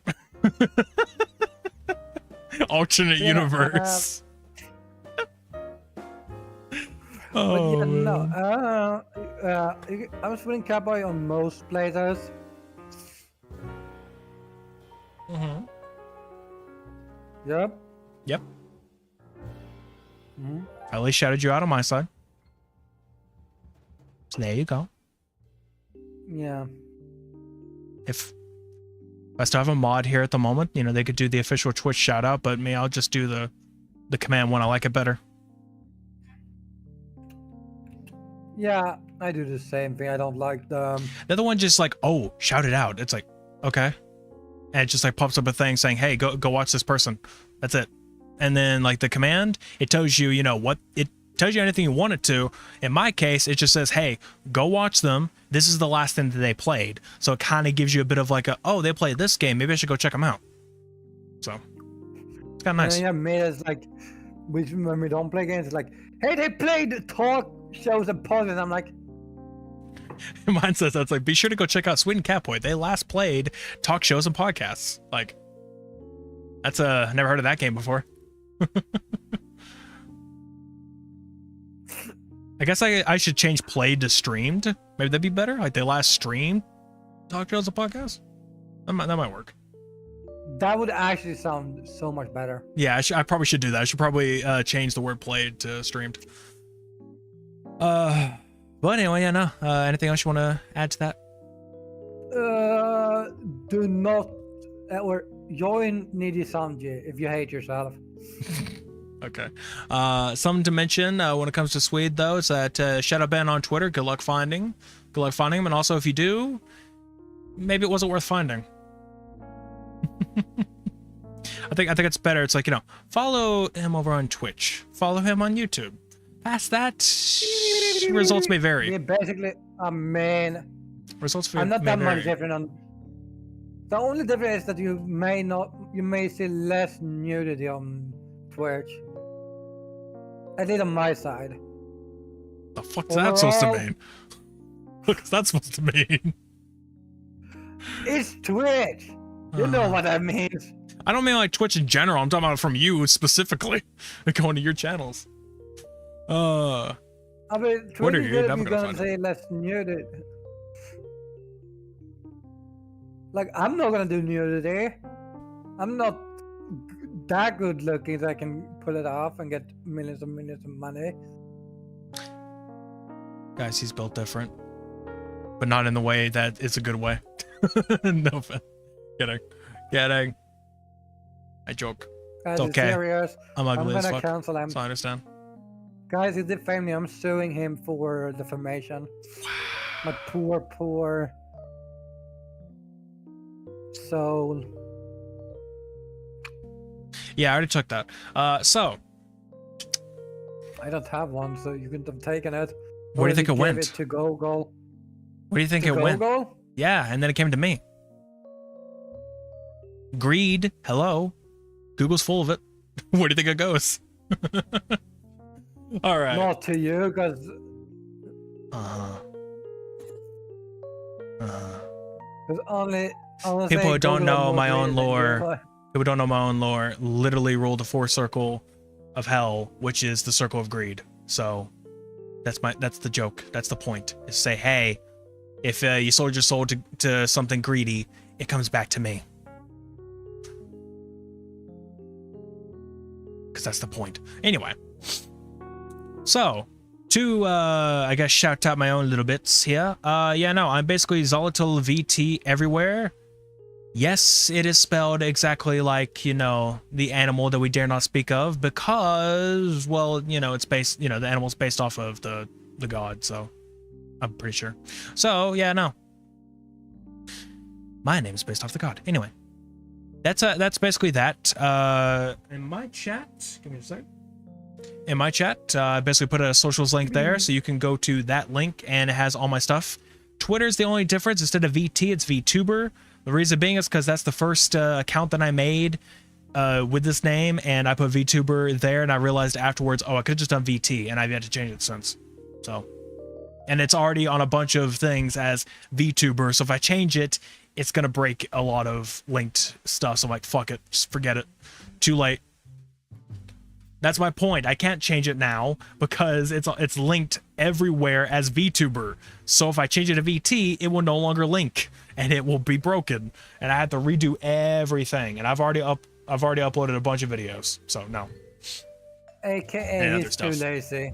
No, it's just a hell of a thing to pay. Hell of a price to pay. Anyway. Or you just do like I. Or how about this? How about this? Get the fuck over it. If it's a few extra letters. If you put 𝘧𝘬𝘦 VT into Twitter, it'll still pop me up if you search it. It's 𝑃cube that published next month, not Team 17. Also, Sloth one. Who the hell is that? Okay. I know what you mean. No.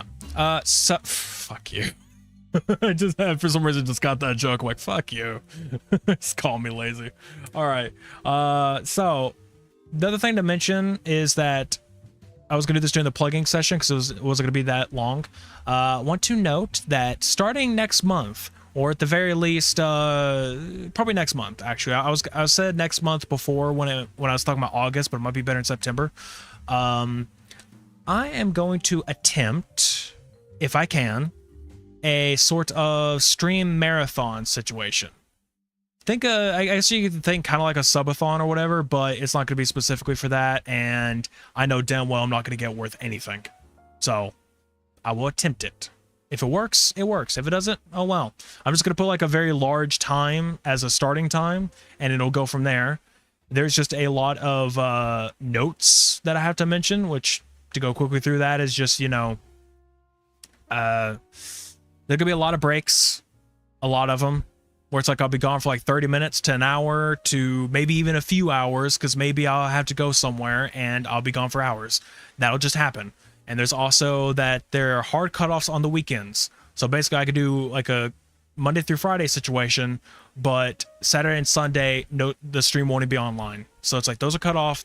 If there's a timer, it'll be paused and it'll continue on that Monday when I come back. Stuff like that.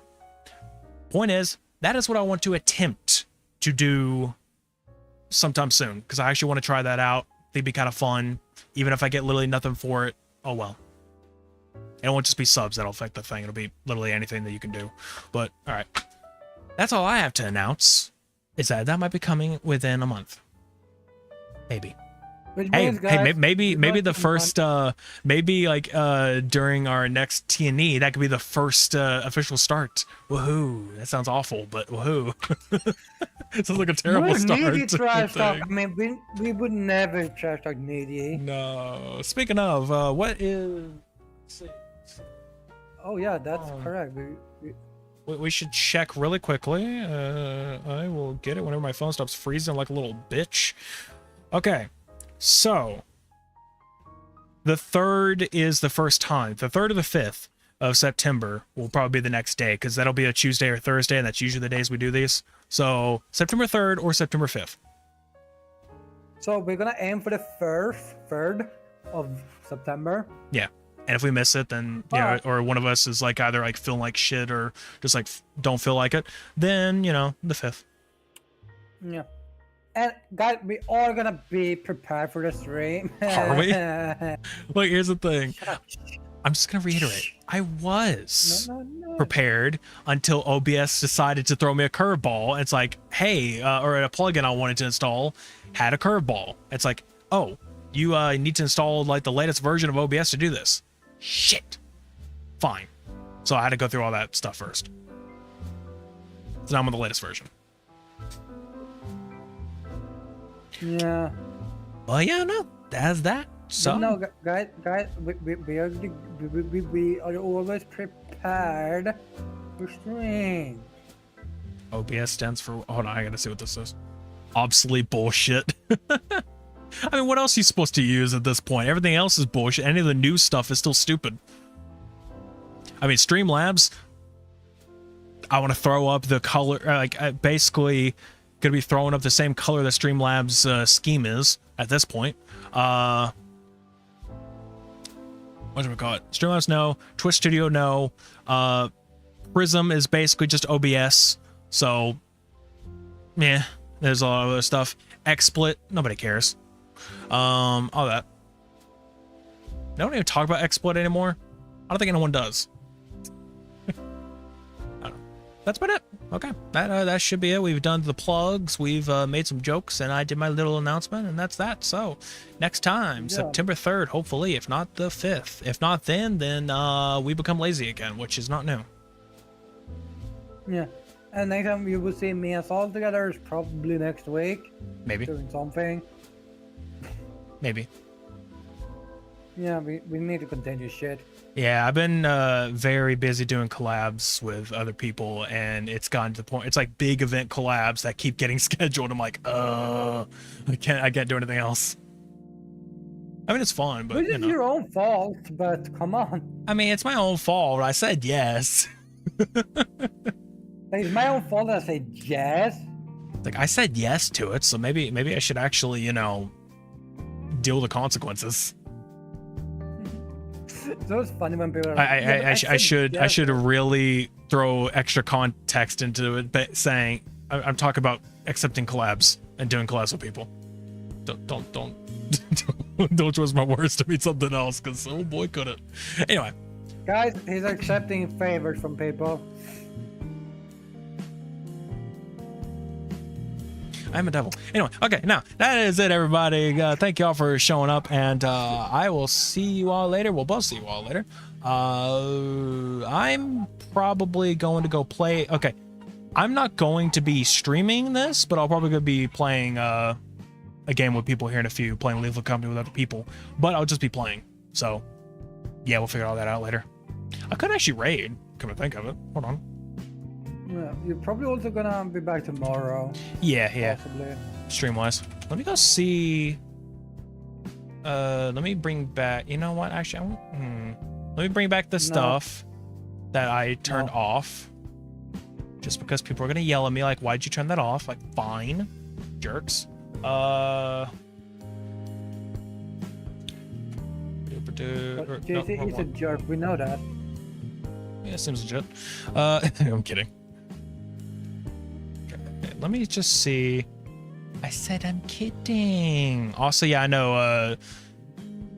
I know. Sweet. It's just a black screen now. It's, you could blame the fact of the way Chrome works, or the way Discord works. It's not my fault. God, he doesn't like me. It's not my fault. You can't have two of these things on at once. Discord's stupid.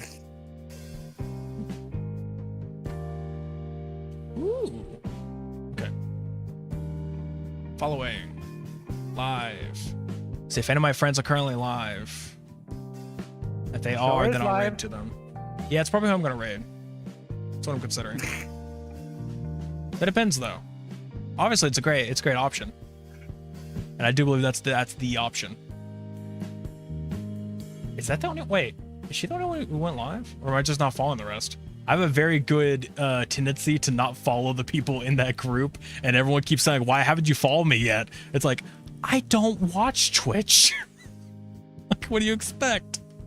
Yeah, I think it took like 4 or 5 years for Xolotl to follow me on Probably. Twitch. It's like, I just don't watch people. Of course I'm not going to follow. I think it was, yeah, there was some, I think you followed me on YouTube, but you never like, or you subscribed on YouTube, but you never followed me on Twitch.